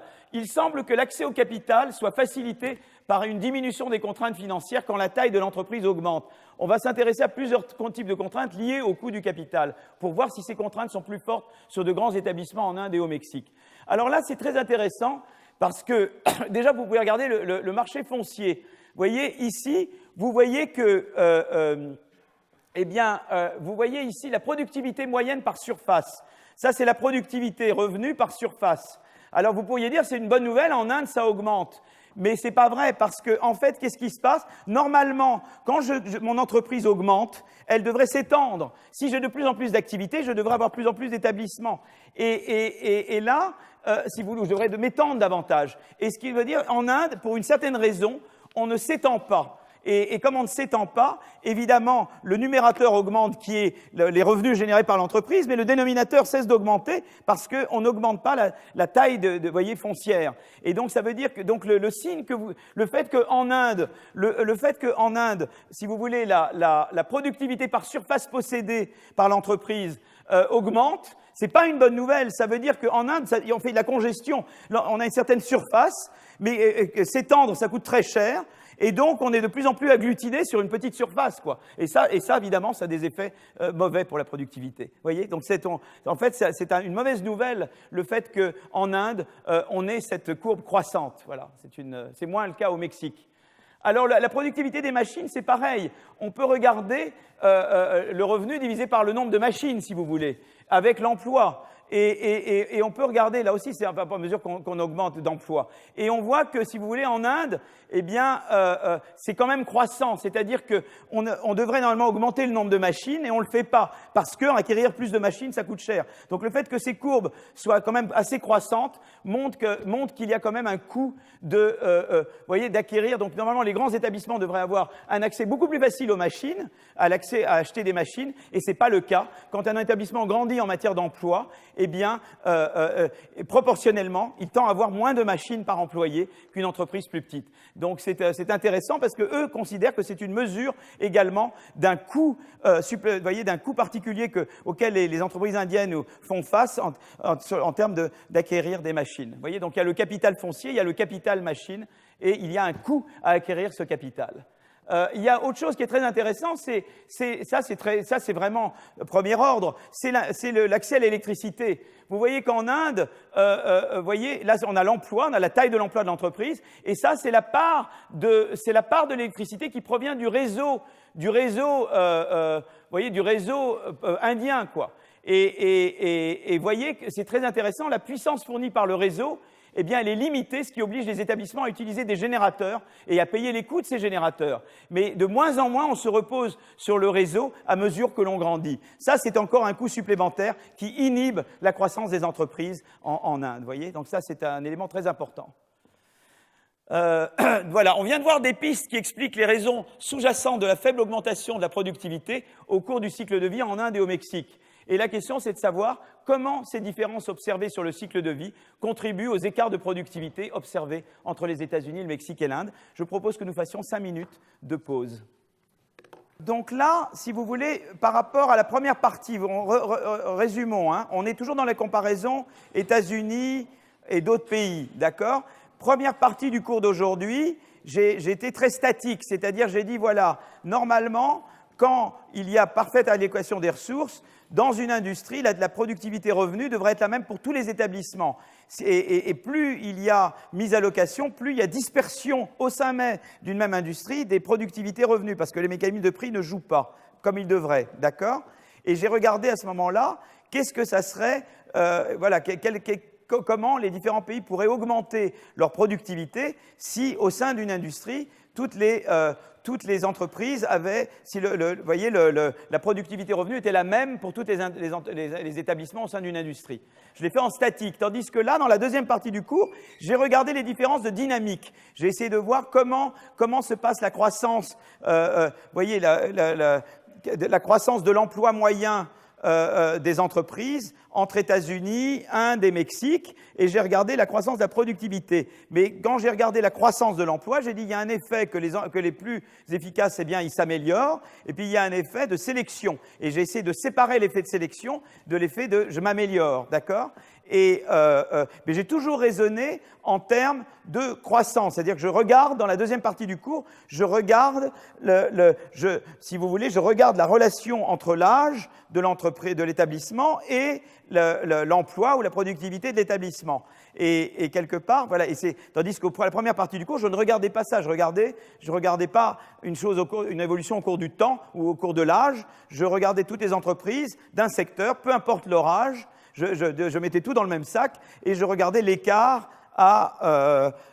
au fait qu'ils aient tous la même productivité revenu. Donc, si vous voulez, c'est quand même beaucoup plus sophistiqué l'exercice qui est fait dans la deuxième partie, parce que je regarde l'efficacité en termes de est-ce que cette courbe-là est pentue ou pas pentue, ou l'équivalent de cette courbe en termes d'emploi. Alors, mais je m'intéresse quand même aux différences de production. Je vais quand même faire un peu le même genre d'exercice. Je vais dire, voilà, si les États-Unis devenaient la Chine, de combien leur productivité baisserait etc. Voyez ? Donc, je vais le faire, mais au lieu de le faire en disant si les États-Unis devenaient la Chine en termes de la dispersion des productivités revenues dans un secteur, je vais dire qu'est-ce qui se passerait si les États-Unis devenaient le Mexique ou l'Inde, passant de cette courbe-là à cette courbe-là, qui est une courbe dynamique de la productivité en fonction de l'âge. Vous voyez la différence ?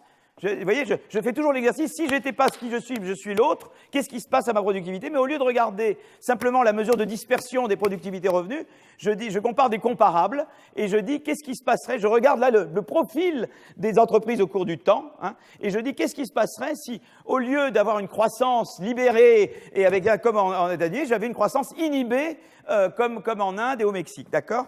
Donc c'est ça l'exercice que je fais. Alors là, qu'est-ce que je regarde ici?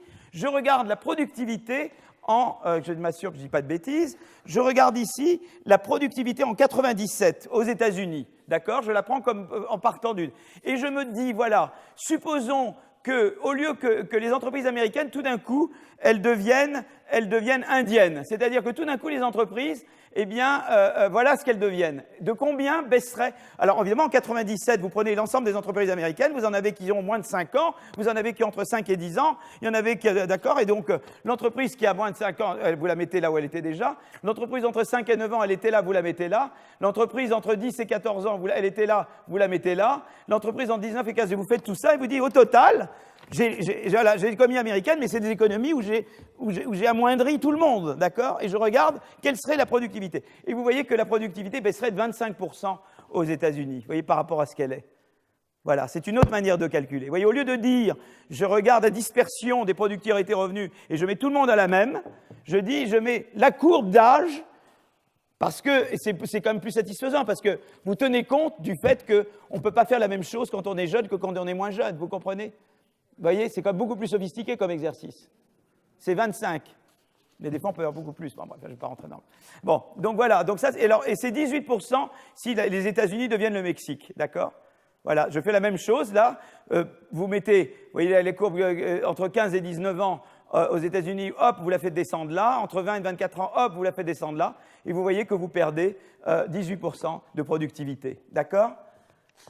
Alors maintenant, vous dites, ben voilà, mais là, j'ai supposé que les taux d'entrée sont les mêmes. Alors, non, j'ai supposé que, voilà, maintenant, qu'est-ce que je fais si je dis, voilà, mais je vais, vous voyez, je fais du mauvais et du bon. D'abord, je transforme les firmes américaines en firmes mexicaines, en firmes indiennes ou mexicaines, mais je rétablis la libre entrée. D'accord? Au lieu d'avoir l'entrée au Mexique, je rétablis la libre entrée. Je sais qu'au Mexique, il y a moins d'entrées qu'ailleurs. Vous voyez, en Inde, il y a moins d'entrées. Donc, je fais d'abord quelque chose de mauvais pour elles. Je leur dis, boum, je vous mets sur la courbe de croissance mexicaine ou indienne. Mais je veux donner un petit sucette, un petit bonbon. Hein, je vous donne le taux de croissance, le taux d'entrée. Je vous donne vous voyez, la libre entrée comme vous avez. Voyez, donc, et à ce moment-là, vous voyez qu'évidemment, ça baisse d'un peu moins, mais ça baisse encore beaucoup quand même. Parce qu'on essaye de voir là-dedans qu'est-ce qui est dû à la libre entrée ou à d'autres choses. Donc là, on dit, ben oui, si on mettait la libre entrée, ça serait un peu moins mauvais, mais c'est quand même pas mal plus pire. Au lieu de baisser de 25%, je baisse de 23%, et ici, au lieu de baisser de 18,2%, je baisse de 16,7%. D'accord? Alors maintenant, je fais autre chose. Je dis, voilà, je sais que par ailleurs que tout le monde n'est pas, je sais qu'il y a une distribution des productivités aux États-Unis par rapport à l'Inde. C'est-à-dire que je sais que aux États-Unis, eh bien, la distribution des productivités est beaucoup plus vers la droite qu'en Inde. Donc, quand je fais rentrer des gens, eh bien, les entrants, en général, les entrants qui survivent en Inde, aux États-Unis, ils vont tendre à être meilleurs qu'en Inde. Il faut que je tienne compte de ça. Qu'est-ce qui se passe si je dis, je rends les États-Unis comme l'Inde, mais non seulement j'autorise la libre entrée, mais j'autorise que la qualité des entrants soit la même en Inde qu'aux États-Unis. Alors là, eh ben tiens, c'est bizarre, là, ça réaugmente encore plus, là. C'est marrant, hein? J'augmente plus, tout d'un coup, ça augmente dans la TFP. Ouais, c'est intéressant. J'aurais pu penser que ça... Mais finalement, non, ça marche pas, quoi. C'est intéressant. C'est curieux, d'ailleurs, que ça aille dans ce sens-là. On a une raison pour ça que m'avait manqué. Ah, on rajoute. D'accord. D'accord, donc ça, c'est bon. Oui, d'accord. Donc ici, c'est ça. Donc ici, ce qui est fait... Je comprends maintenant. Donc, on a été dans le bon sens. C'est-à-dire qu'ici, on a mis la libre entrée. La libre entrée, c'est toujours une bonne chose. Mais là, on a pris dans cette courbe-là, je ne prends pas en compte le fait que la qualité des entrants est pire en Inde qu'aux États-Unis. Et là, on le prend en compte, et c'est pour ça que ça devient pire. D'accord. J'étais un petit peu, d'un coup, j'avais un doute sur le fait que ça allait dans l'autre sens. Là, ici, on prend en compte que la différence de qualité est pire en Inde qu'aux États-Unis. Alors maintenant, il y a autre chose, il y a l'idée, évidemment, vous vous souvenez que dans la première partie du cours, j'ai regardé le fait qu'il y a la mauvaise allocation en termes de prix qui n'opère pas bien pour égaliser la productivité revenu au sein d'un secteur. Eh bien, maintenant, je vais prendre en compte ça. Je sais que vous vous souvenez que j'ai montré ce diagramme et qu'aux États-Unis, eh bien, avec la productivité réelle, la productivité revenu augmente très peu aux États-Unis, c'est-à-dire que les mécanismes de prix compensent bien les effets quantité, alors que beaucoup moins bien en Inde et au Mexique. Alors, qu'est-ce que je fais maintenant? Eh bien, ici, ce que je dis, c'est que, évidemment, là, ce que je fais, c'est que j'élimine les différents coûts d'ajustement. Et en éliminant les différents coûts d'ajustement, je réduis le différentiel de productivité. Voilà. Et je vois comment je réduis ces coûts-là. Donc je sais qu'il y a différents coûts, différents coûts qui réduisent, et je vois qu'en réduisant ces coûts, c'est là que j'étais un petit peu perdu, parce que là, ça a réaugmenté. À chaque fois, c'est d'améliorer, sauf que celui-là, il est fait pour empirer. C'est ça qui m'a un petit peu confondu. Voilà, mais vous voyez, ils essayent, c'est ça qui est assez intéressant, c'est-à-dire qu'ils disent je pars de la différence. Le truc, c'est de dire je mets la courbe américaine comme la courbe indienne, mais ensuite je corrige pour l'entrée, ensuite je corrige pour le fait que les entrants ne sont pas de même qualité dans un pays que dans l'autre, et 3, pour le fait que le mécanisme des prix, pour différentes raisons, n'opère pas bien en Inde et au Mexique par rapport aux États-Unis, et je prends ça en compte et je vois comment ça affecte le truc initial, l'effet initial sur la productivité, de dire, eh bien, je transforme les firmes américaines en firmes indiennes, voilà. Et donc, ça permet de décomposer. Mais enfin, grosso modo, on voit que c'est quand même toujours important. C'est-à-dire, grosso modo, c'est de test de robustesse. C'est qu'évidemment, on peut corriger pour l'entrée, on peut corriger pour la qualité des entrants, on peut corriger pour les mécanismes de prix qui n'opèrent pas comme il faut. Et on trouve quand même que, la dynamique, si vous voulez, on trouve quand même que la dynamique différente des entreprises entre les États-Unis, le Mexique et l'Inde, quand même, contribue quand même fortement au différentiel de productivité. Je crois que c'est ça le but de l'exercice. Il y a toutes les autres choses que j'avais regardées, notamment ces choses-là, mais les différentiels de dynamique contribuent grandement au différentiel de productivité. Donc voilà, donc je crois que là maintenant, alors au total, eh bien, passer du cycle de vie américain au cycle de vie indien ou mexicain provoquerait, si c'est dans le cas indien, une baisse de productivité entre 13% et 29% en fonction du pays et du modèle considéré. Et voilà, selon que je mets l'entrée libre, que je la mets pas, que je mets les coûts d'ajustement, que je les mets pas, etc. Mais enfin, c'est disons des différences très importantes. Et donc, ça montre, si vous voulez, que ça ne suffit pas de regarder en statique. Il faut regarder les différences de croissance des entreprises d'un pays à l'autre, et qui, évidemment, sont responsables également de différentiels de productivité importants. Voilà, donc qu'est-ce qu'on a montré? La distribution des productivités était fixée, on s'intéressait à l'allocation des ressources entre eux, c'était la statique, c'était la première partie du cours d'aujourd'hui. On a vu que l'allocation sous-optimale des ressources entre établissements pouvait expliquer environ un tiers des écarts de productivité entre les États-Unis et des pays comme la Chine et l'Inde. Les 2 tiers restants peuvent donc être reliés à une productivité moins importante des établissements dans les pays en développement au cours de leur vie, c'est-à-dire la dynamique. Un certain nombre de facteurs, coût du travail et du capital, semblent décourager les établissements des pays en développement à gagner en productivité et à croître en volume d'emploi. Le passage du cycle de vie américain au cycle de vie mexicain ou indien produirait une chute de productivité de l'ordre de 25%. Donc voilà, donc ça donne un peu une idée de tout ce que du manque à gagner. Mais nous, vous voyez, si on voyait pour la France maintenant, l'étude n'a pas été faite. Ça c'est très intéressant de reprendre les 2 parties de mon cours, du cours aujourd'hui, et de dire où est la France par rapport aux États-Unis, et qu'est-ce qu'on fait si on fait les ordonnances? Est-ce que les ordonnances vont aider? Est-ce que si je fais l'éducation comme il faut, ça va aider? Est-ce que si la formation est comme il faut, ça va aider? Et on pourrait revoir toutes les réformes qui vont être entreprises ou pas entreprises, et voir l'effet qu'elles auront à la fois sur l'allocation statique qui est mesurée par ma dispersion de productivité revenus, mais surtout sur la manière dont l'emploi et la productivité augmentent avec l'âge en France par rapport aux États-Unis, et de voir comment les différentes réformes, et ça c'est très original parce que ça veut dire qu'on peut refaire l'économie du développement ou l'économie de la réforme en regardant différentes réformes de structure et en disant voilà comment ces réformes de structure améliorent la dynamique et améliore cette relation entre âge et emploi et cette relation entre âge et productivité. Et dans l'emploi, la partie qui est due à sélection et la partie qui est due à la croissance propre des entreprises. Et je crois que ça, c'est très, très original de repenser la réforme dans ces termes. Il y a eu très peu de choses de faites là-dessus. Moi, je commence un peu à travailler sur la réforme en Inde et la regarder du point de vue, parce qu'il y a toute une économie du développement qui regarde l'effet des réformes. Vous allez à la Banque mondiale, mais personne à la Banque mondiale ne regarde, ou au FMI pour les pays plus développés, ou les différents pays, regarde l'effet des réformes en termes de comment ça se traduit sur changer les dynamiques d'entreprise, voyez. Ça, je crois que c'est le futur. Là, à mon avis, il y a un énorme domaine de recherche. Je crois que combien d'étudiants de doctorat sont là. C'est un énorme domaine de recherche de regarder comment les réformes vont affecter la dynamique des entreprises et ce qui compose la dynamique des entreprises. Voilà. Et par ce biais-là, la productivité, la croissance de la productivité. Alors, maintenant, il me reste... on va passer à la partie marrante. Alors, vous allez penser que la partie marrante, elle est encore plus insupportable que les deux autres. Alors, donc j'ai peut-être eu tort. Voilà, c'est cette partie-là.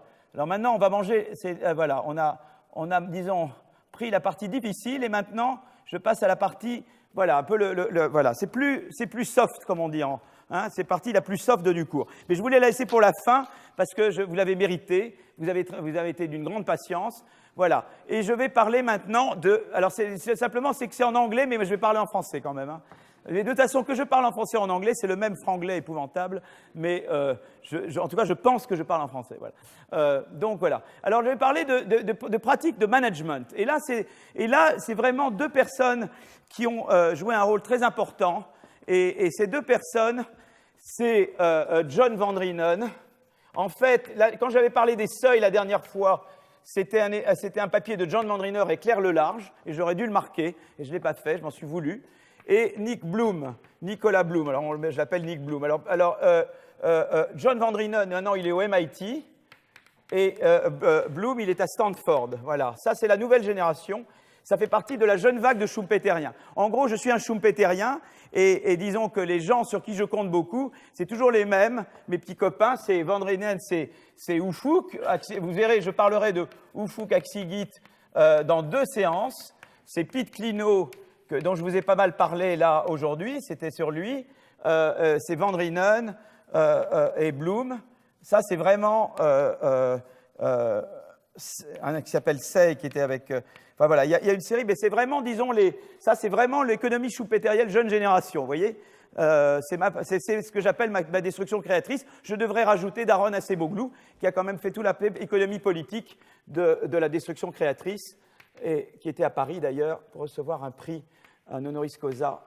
Voilà, ça, disons que c'est la jeune génération de ceux qui travaillent dans vraiment l'approche schumpeterienne, qui développent l'approche schumpeterienne. Voilà, maintenant, si je peux prendre ma retraite, c'est grâce à ces gens-là, voilà. Mais je ne suis pas prêt de la prendre, ne vous inquiétez pas. Bon, alors, donc voilà, donc il y a d'abord des grosses différences de productivité entre pays, ça on le sait, d'accord. L'output sur population active, le PIB par tête, diffère grandement d'un pays à l'autre, d'accord. Et donc ça voilà, des différents pays, je le montre là, j'aurais pu le montrer ailleurs.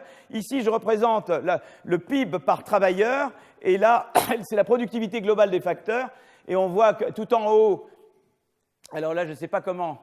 oui, comment le Qatar? Ah oui, disons le Qatar et le Koweït, disons, c'est pas mal, ça c'est le pétrole, ça, oui, évidemment.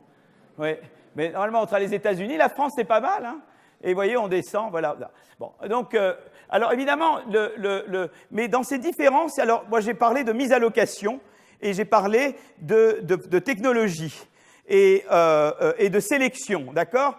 Et donc, mais là, ici, j'aimerais parler, comme j'ai pas beaucoup de temps, il me reste 35 minutes, j'aimerais parler de pratiques de management. Et là, ce qu'ont fait Van Reenen et Bloom avec d'autres, Sadoun et d'autres, et ça s'est fait à la London School of Economics beaucoup, ils ont fait une énorme enquête, ils ont fait une énorme enquête sur les managements d'entreprises, en couvrant le monde entier, quoi. Donc c'est assez extraordinaire. Et ils montrent en fait que finalement, eh bien, il y a un lien très important, c'est des corrélations, hein, mais on verra qu'il y a un endroit où il y a un peu de causalité, mais même les corrélations sont intéressantes, entre la productivité des entreprises et les pratiques de management. Et on va voir qu'est-ce qu'on veut dire par les pratiques de management. Et qu'en fait, les pratiques de management, ça explique en partie, une partie importante des différences de productivité. Alors bien sûr, il y a un peu la poule et l'œuf. Peut-être que j'ai de meilleurs managers parce que je suis un pays plus développé, et je suis un pays plus développé parce que j'ai de meilleurs managers. Mais c'est quand même intéressant, ils vont faire un exercice où ils vont essayer vraiment d'aller vers de la causalité, de parler de la causalité qui va de la pratique de management vers la productivité. D'accord ? Et ils vont essayer de comprendre comment on peut améliorer le management, d'accord? Donc ça, c'est là qu'ils vont faire ça. Alors, vous voyez, donc je voudrais donc continuer. Donc je vais continuer là, voilà. Donc si vous voulez, donc ils vont montrer notamment, c'est juste ça que j'aimerais que vous regardiez, c'est qu'on va montrer que la performance en termes de produits par tête, de productivité, elle dépend beaucoup du management. C'est une chose importante. Que le management, lui, eh bien, il change avec l'âge et évidemment avec le côté capital humain, mais que la concurrence est importante. Vous voyez, donc j'avais parlé déjà de la concurrence, que j'innove pour échapper à la concurrence, que la concurrence, ça permet la création des structrices, c'est-à-dire l'entrée et la sortie, mais il y a également une chose importante, c'est que la concurrence, ça permet d'améliorer les méthodes de management. C'est-à-dire que si je ne fais pas ce qu'il faut, eh bien, je vais en faillite. Vous voyez, je veux dire, si j'ai de la concurrence et qu'il y a la menace de faillite, là, même quelqu'un qui est très paresseux, qui a un énorme poids dans la main, va se mettre à bien travailler pour ne pas aller en faillite. Parce que s'il va en faillite, il perd toute une série d'avantages qui sont liés au fait que la firme reste en exercice. D'accord? Et donc, on va voir à nouveau la force de la concurrence dans ce que je vais raconter. Alors, je vais vous amuser un petit peu, parce que ça, vous allez dire, mais il n'est pas drôle du tout, ce garçon, il pense qu'il va nous faire rire, mais c'est sinistre ce qu'il nous raconte jusqu'à maintenant. Alors d'abord, ça, c'est pas encore très drôle, il dit, voilà, comment je vais mesurer le management? Donc, ce qu'ils ont fait, c'est qu'ils ont fait un questionnaire, et voilà, et ils ont, sur les promotions, sur les salaires, sur la politique de ressources humaines, dans des interviews de 45 minutes qu'ils ont fait avec des managers, avec des directeurs d'entreprise, d'établissements. Donc, ils ont obtenu des réponses. Alors, ceux qui interviewent ne connaissent pas la performance de la compagnie. Donc, ça, c'est intéressant. C'est-à-dire que les intervieweurs ne connaissent pas si l'entreprise fait bien ou pas. Voilà. Ça, c'est intéressant. Et les managers ne sont pas informés à l'avance s'ils vont ou pas être notés. Donc, vous voyez, des fois, ils seront notés, des fois, ils ne le seront pas. Ça a été fait à partir de la London School of Economics. Et c'est un lean manufacturing interview, quoi. Il y a rien de financier là-dedans. Et la Bundesbank, la Banque d'Angleterre, etc., disent, nous, on est d'accord. Donc, comme ça, les gens ont confiance. Voilà. Et c'est fait par des étudiants de MBA, quoi. En gros, voilà, c'est ça. Qui sont très sur deux, business experience, assertive, etc. Très l'équipe de l'Élysée actuelle, quoi. Je plaisante. Bon. Allez, les blagues. Bon. Alors, par exemple, comment est la performance? Comment on mesure? Donc, par exemple, comment vous mesurez votre performance? Ça, c'est des questions qu'on pose. Est-ce que les mesures, on regarde si tous les objectifs ont été atteints ou pas, ou il y a certains processus qui ne sont pas, où vous ne regardez pas, vous les suivez pas au cours du temps, voilà. Ou bien est-ce que tout est suivi, ou il y a certaines choses qui sont suivies, etc. Donc ça, c'est l'idée. Est-ce que vous gardez, disons, un historique de vos performances au cours du temps, et vous pouvez voir si là ça s'améliore, là ça s'empire, etc. Donc quelle est la performance? Et donc ça, c'est des questions que vous posez aux managers. Un autre type de question, c'est la promotion. Est-ce que la promotion, c'est par exemple, comme au CNRS, dont je dis c'est pas vrai, au CNRS c'est pas uniquement là-dessus, mais je vais passer après sur le CNRS, qui est une meilleure des institutions, mais est-ce que c'est sûrement sur l'âge que c'est basé, ou est-ce que c'est aussi sur la performance et l'effort et la capacité, ou pas, etc. D'accord? Donc, et alors là, il y a des trucs très rigolos. Par exemple, alors là, je vous ai promis que j'allais vous faire rire un peu, d'accord? Enfin, peut-être vous n'êtes pas obligé de rire. Alors là, voilà voilà le manager. Votre accent est très mignon et j'aime la façon dont vous parlez. Est-ce que ça vous plairait qu'on se rencontre près de l'établissement? Voilà. Et l'intervieweur dit, désolé, mais je lave mes cheveux chaque soirée, chaque soir je suis pris parce que je lave mes cheveux, quoi. Enfin un truc comme ça, voilà. Donc c'est d'autres. Alors voilà, indien. Alors le manager dit « Est-ce que vous êtes brahmine ?» L'intervieweur dit « Oui, pourquoi vous demandez ?»« Est-ce que vous êtes marié ?»« Non. »« Ah, excellent, excellent. Mon fils cherche une fiancée et je pense que vous seriez parfait. Je peux contacter vos parents pour en discuter. » Voilà. Bon, je vais vous en donner d'autres à la fin. Hein. Ça, c'est déjà deux comme ça pour... Alors, le management, vous voyez, en fait, ce qu'ils ont, c'est qu'ils ont un certain nombre de questions. C'est 18 questions et ils mettent des notes. Et ils font la moyenne des notes et ils arrivent à un score. Ils font la moyenne entre les établissements d'un pays et ils regardent par pays. Et vous voyez que c'est très intéressant parce que vraiment, ils n'ont pas fait exprès, mais vous voyez qu'à peu près le classement est à peu près celui que vous imaginez. Les États-Unis sont tout en haut, le Japon après. La France, on est pas mal, mais on n'est pas tout en haut quand même. Hein. La Suède est devant nous, le Japon aussi, sont très... Voilà. Et après, vous avez le sud de l'Europe, vous avez l'Amérique latine, et vous avez le Mozambique, Éthiopie, etc. Donc, ça, c'est tellement intéressant parce que vous avez, ça va dans le sens que vous imagineriez, quoi, disons. Et quand vous regardez les scores de management et la productivité, le PIB par tête, si vous voulez, eh bien, vous voyez plus ou moins, là, vous avez les États-Unis, la Suède, etc. La France est là, l'Italie est là. Là, vous avez la Pologne, le Portugal, la Grèce. Là, vous avez l'Amérique latine, la Chine. Et là, vous avez l'Inde, et là, vous avez les pays africains qui sont Éthiopie et Mozambique, etc. Donc, c'est intéressant, parce qu'on voit quand même que, grosso modo, alors c'est pour ça qu'on peut vous dire c'est la poule et l'œuf. Ça peut être la productivité qui améliore le management ou le management qui améliore la productivité. C'est là que ça sera utile d'avoir une expérience naturelle. Alors, ce qui est intéressant également, c'est qu'à l'intérieur des pays, tout le monde, il y a des bons et des mauvais, quoi. Vous voyez, il y a une distribution, ça c'est les management scores, des mauvais aux bons, et vous voyez, c'est quand même distribué partout. Alors évidemment, c'est un peu plus vers la droite aux États-Unis qu'aux Indes, mais qu'en Inde, je veux dire, mais vous voyez, la distribution est plus vers la droite, mais il y a quand même, c'est pas un point, c'est pas une seule ligne. Tous n'ont pas le même score, d'accord ?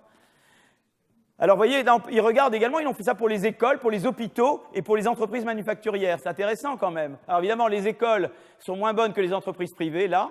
La Suède, c'est un petit peu vrai aussi, mais quand même, les écoles sont quand même mieux. Et les hôpitaux, c'est un petit peu mieux que, vous voyez, c'est grosso modo quand même, c'est un peu plus vers la droite. Et peut-être ça un peu plus vers la gauche. Vous voyez, c'est plus près, ces courbes sont quand même plus près. Alors, c'est intéressant, c'est qu'en Inde, hôpitaux, écoles, c'est catastrophe, là. Hein, et entreprises, c'est un peu mieux, mais quand même plus étalé qu'aux États-Unis. Donc, c'est intéressant.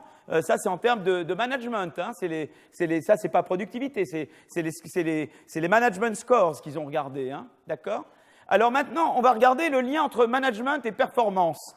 Alors, au niveau des firmes, eh bien, d'abord, on voit qu'il y a une relation croissante entre les firmes plus grandes et les management scores. C'est-à-dire qu'en gros, eh bien, les firmes plus grandes tentent à être mieux gérées. Mais évidemment, la causalité peut être double. C'est simplement que ça peut être que les firmes mieux gérées, eh bien, elles croissent plus, mais ça peut être aussi que je suis une firme plus grande, eh bien, je peux m'offrir des meilleurs managers où je paye mieux, donc j'attire les meilleurs managers, etc. Mais enfin, c'est intéressant, cette relation qu'il y a entre management et sales, quoi, et le volume des ventes qui mesure la taille de l'entreprise. Là, c'est la productivité, ça c'est intéressant, c'est-à-dire qu'il y a un lien très clair entre les entreprises vous voyez, avec un meilleur management et des entreprises plus productives. Donc ça, on voit déjà ce lien, hein, on va revenir là-dessus. Et puis alors, il y a d'autres trucs, le profit, la R&D par employé, les exports. Tout à l'heure, quelqu'un m'a demandé sur les exports. Ben, les entreprises mieux gérées, elles exportent plus. Hein. La productivité est là. Les brevets, vous voyez, par employé, etc. Donc c'est intéressant de regarder le lien entre, et grosso modo, ces variables sont grosso modo positivement corrélées avec, vous voyez, donc vous n'avez pas une seule mesure de performance, vous avez une certaine vue, mais tout ça c'est des corrélations, vous me direz, mais où est la causalité? Alors là, il y a une régression statistique où on régresse, eh bien, le log de la productivité totale des facteurs, la taille, le taux de profit, la croissance des ventes, market to book value, c'est-à-dire la valeur de marché par rapport à la valeur initiale, book value, exit, et on voit que, alors l'exit, évidemment, l'exit est négativement corrélé à management, et tous les autres mesures de performance sont positivement corrélées à management. Mais tout ça, évidemment, c'est à nouveau pas causal. Tout ça, c'est des corrélations, d'accord? Mais c'est fait en régression. Voilà, donc ça c'est ce qu'on appelle des régressions en méthode des moindres carrés. Je ne vais pas vous embêter avec ça, mais c'est des corrélations qu'on montre là, hein, d'accord? Alors, je vous ai dit, gros problème, on leur a dit, mais vous êtes bien gentils, mais tout ça, c'est des C'est des corrélations. On voudrait que vous nous montriez des causalités. Donc, qu'est-ce qu'ils ont fait, nos copains? Ils ont dit, on va faire une expérience naturelle. Qu'est-ce qu'ils ont fait?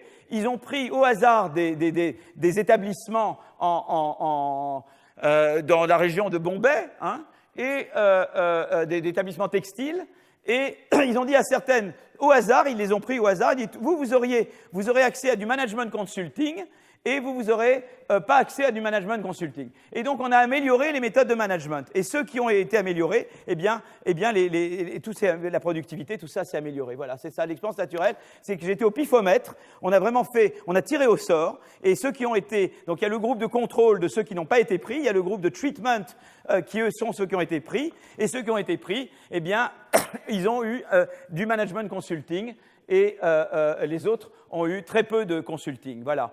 Et donc, on voit que finalement, le score de management, après, ils ont fait avant et après les scores de management, et ils ont vu que les scores de management se sont améliorés de 20% chez ceux qui ont eu le consulting par rapport aux autres. Et les profits ont augmenté énormément après, pour ceux qui ont reçu le consulting. D'accord? Donc voilà, en gros, voilà, donc ça c'est la partie marrante que à chaque fois, enfin c'est pas marrant d'ailleurs, ça c'est pas très drôle.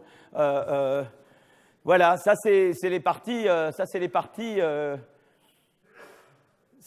voilà un peu, voilà, qui sont pas très sûres ou pas très propres, etc. Et alors là, il y a tout ce qui va pas, vous voyez. Vous avez jamais vu un film avec Louis de Funès qui s'appelait Le Grand Restaurant? Quand j'étais petit, j'avais vu ce film. Et Louis de Funès venait lui-même inspecter son restaurant. Et quand il n'était pas là, tout se passait pas bien, quoi. Par exemple, là, il y a du coton par terre. Là, il y a des machines qui bloquent le passage. Là, il y a des instruments qui bloquent le passage. Là, il y a une fuite d'huile de cette machine que personne ne fait rien, etc. D'accord? Et donc, qu'est-ce que font le management consulting? C'est qu'ils viennent inspecter et ils disent, mais non, mais là, ça va pas, il faut faire comme ça, comme ça, comme ça. Voilà. Donc, voilà. Donc, qu'est-ce qu'ils font? Eh bien, dans ceux qui reçoivent le traitement, eh bien, on nettoie le shop floor, tout ce qui est alors, on regarde autour de la machine, vous voyez, on marque le territoire, tout doit être impeccable là. Et on regarde tout ce qui ne va pas sur les machines ou autour des machines. Il y a du matériel redondant, il y a des équipements cassés, il y a des parties qui sont accidentées, etc. Et évidemment, on dit, voilà, il y a l'équipe de maintenance qui doit, voilà, enfin, c'est des trucs de base, hein. Voilà. Et alors, on voit ce qui est très intéressant, c'est que si vous voulez, ceux qui ont été traités, tout d'un coup, le management, la productivité, elle se met à augmenter beaucoup plus vite que ceux qui n'ont pas été traités. Ceux qui ont été traités, ils restent comme avant. Et l'autre, par rapport à ceux qui ont été traités, ceux qui ont été traités, évidemment, la productivité augmente sensiblement. Donc, ils vous disent, voyez, j'ai amélioré le management et du coup, ça va beaucoup mieux, quoi. Et j'ai rien fait de spécial d'autre. Ils n'ont pas acheté d'autres machines. Il n'y a rien eu d'autre de fait. C'est simplement mieux gérer les ressources que nous avons, quoi. Et déjà là, on voit qu'en gérant mieux les ressources qu'on a, vous voyez, ils n'ont pas changé le personnel, ils n'ont pas fait venir des gens plus qualifiés, ils n'ont rien changé, ils n'ont pas changé les machines, ils n'ont pas changé le personnel, ils ont simplement dit, un peu plus, voilà, il faut gérer ça mieux, une meilleure gestion des ressources que vous avez sans changer vos ressources. Et vous voyez, il y a déjà une amélioration sensible de la productivité. Donc ça, c'est au niveau de la firme. Mais on peut regarder au niveau des pays, et on peut voir qu'au niveau des pays, c'est quelque chose d'important. La courbe en gris vous donne la productivité globale des facteurs par rapport à celle des États-Unis qui, elle, est mise à 1 à 100, d'accord? Donc tout le monde est au-dessous de 100. Mais vous voyez la fraction qui est due au management, quoi. Et le management représente une fraction importante le management représente une fraction importante de la productivité des pays ou donc du gap de productivité des pays. C'est-à-dire, il montre que, en fait, aligner le management sur le management américain, par exemple, ou japonais, enfin ceux des meilleurs, déjà vous permet de combler une partie de ce gap que vous avez de productivité entre votre pays et les États-Unis. D'accord? Alors maintenant, on se dit, mais comment vous faites ça? Alors évidemment, une méthode, c'est d'avoir des gens qui viennent leur donner des conseils, mais on ne peut pas, au niveau d'une économie tout entière, leur donner, ça coûte très cher, de leur donner les consulting de mes petits copains qui vont aller leur dire, faites ci, faites ça. Donc il y a des politiques qu'on peut faire, et il y a par exemple une des choses, c'est qu'il faut voilà, tiens, c'est l'art de... C'est pas McEnroe, ça? Non. Winning a non-fair game. Non, Michael Lewis. Je ne sais pas pour ça. Alors, donc, et donc là, on demande à la fin de l'enquête, à part vous-même, comment vous essayez de vous évaluer, vous, quoi. Voilà. Comment vous pensez, comment vous voyez-vous le management de votre entreprise dans une échelle de 1 à 10, où 1 est le plus mauvais, 5 est le niveau moyen, niveau médian, et 10 est le niveau maximum. Et en fait, on se rend compte d'abord que les gens sont plutôt contents d'eux, quoi. Voilà. Vous voyez, pratiquement tout le monde est au-dessus de 5, vous voyez. Ce qui n'est pas le cas de trucs réels, quoi. Voilà. Les gens sont contents d'eux-mêmes. C'est intéressant. Bah, c'est toujours bien d'être content de soi-même, hein. Moi, j'ai plutôt tendance à être jamais content de moi-même. Aujourd'hui, je ne suis pas content du tout. Bon, voilà. Donc, donc ça, c'est intéressant. Alors ensuite, il y a un truc très intéressant parce qu'on compare, si vous voulez, l'auto-évaluation au profit. Et on voit qu'à une mesure, disons, de profit, de performance, et on voit qu'il y a très peu de relations entre la manière dont les gens s'évaluent eux-mêmes et la performance de l'entreprise. Vous voyez, donc ça, c'est intéressant. Alors ensuite, on peut dire qu'est-ce qu'on peut faire pour améliorer, puisque c'est tellement dur. On ne peut pas compter ça. Donc dire amener des équipes, c'est très cher. Ensuite, on dit on compte sur vous-même. Bah, c'est pas génial. Donc, il y a des mécanismes plus macroéconomiques qui vont aider.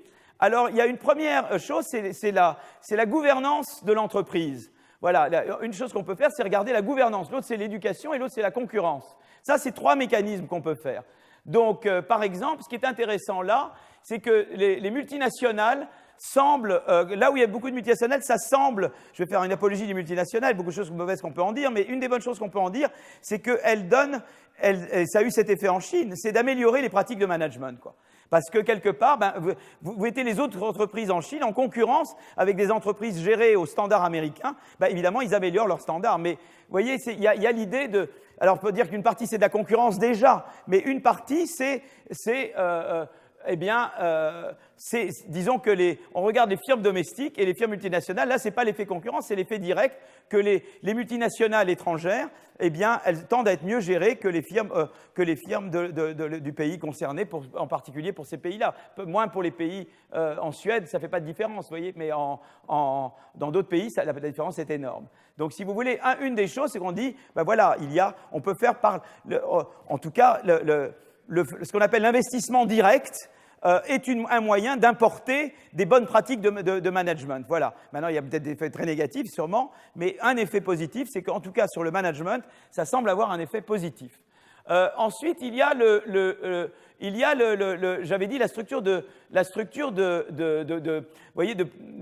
d'ownership, la structure de la propriété de l'entreprise. Et disons que on peut avoir des firmes qui ont disons un actionnariat dispersé, ou private equity, ou bien même des firmes familiales, mais qui ont un PDG qui vient de l'extérieur de la famille. Ils tendent à avoir des meilleures performances que des firmes qui sont gérées par la famille ou par le gouvernement. Voilà, mais ça dépend aussi de quelle taille. Ce qu'il faudrait regarder, c'est pour les tailles. Peut-être que pour des petites entreprises familiales, c'est très bien, et qu'à un moment donné, vous voyez, par exemple, aux États-Unis, typiquement, vous avez quelqu'un, il développe son entreprise, et puis à un moment donné, il fait une offre publique d'achat, parce que quand l'entreprise devient suffisamment grande, c'est plus peut-être optimal que ce soit la famille qui gère. Et donc, on passe à ce moment-là à une structure plus... voilà, c'est là qu'à nouveau, le marché pour le corporate control joue un rôle important. Et là où vous ne l'avez pas, évidemment, ça a une influence sur le management. Donc, permettre un marché pour le corporate control, c'est bon pour le management. Il n'y a pas de secret, hein. Donc, ça, c'est clair. Donc, les multinationales, ça a eu un effet positif. Permettre un marché pour le corporate control qui aboutit à avoir plus de fois, quand une entreprise grandit, que vous n'ayez pas juste la famille qui gère, c'est une chose, parce que vous savez, le fondateur peut être très bon, mais son fils ou sa fille peuvent être moins bons. Et il n'y a pas de raison qu'il soit, voilà.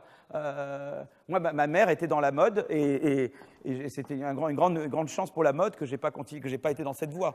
Je pense que donc j'ai été un piètre économiste, mais je pense que j'ai fait un grand bien à la mode en reprenant pas la boîte de ma mère. Bon, voilà. Donc au moins une bonne chose.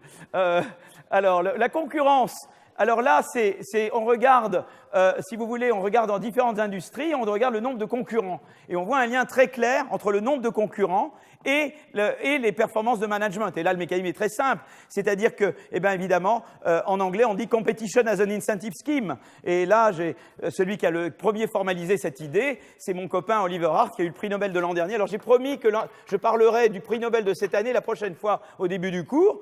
Mais déjà, laissez-moi citer à nouveau le prix Nobel de l'an dernier, enfin, un des 2 prix Nobel de l'an dernier, Oliver Hart, qui a fait un papier qui s'appelle Competition as an Incentive Scheme et qui montre comment même des firmes où vous avez quelqu'un de très paresseux à la tête de la firme, avec la concurrence, il est obligé de travailler dur pour que la firme reste en marche. Voilà. Donc ça, si vous voulez, voilà. Donc ça, c'est le. Alors là, il y a une régression qu'on regarde. On régresse.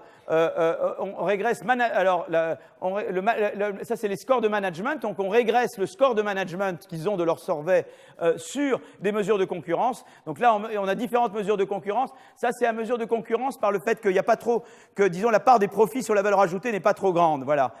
Donc ça, c'est l'idée qu'il y a plus de concurrence. Ça, c'est une des mesures, d'une mesure inverse de la concentration, si vous voulez.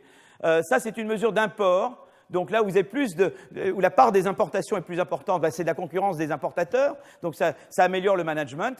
Et en particulier, les imports venant de la Chine dans d'autres pays, ça améliore le management dans d'autres pays. Donc vous voyez, ça va dans les deux sens. La Chine améliore ses méthodes de management en faisant de l'investissement direct, mais nous, en ayant des importations chinoises ou d'autres pays, ça améliore aussi nos méthodes de management.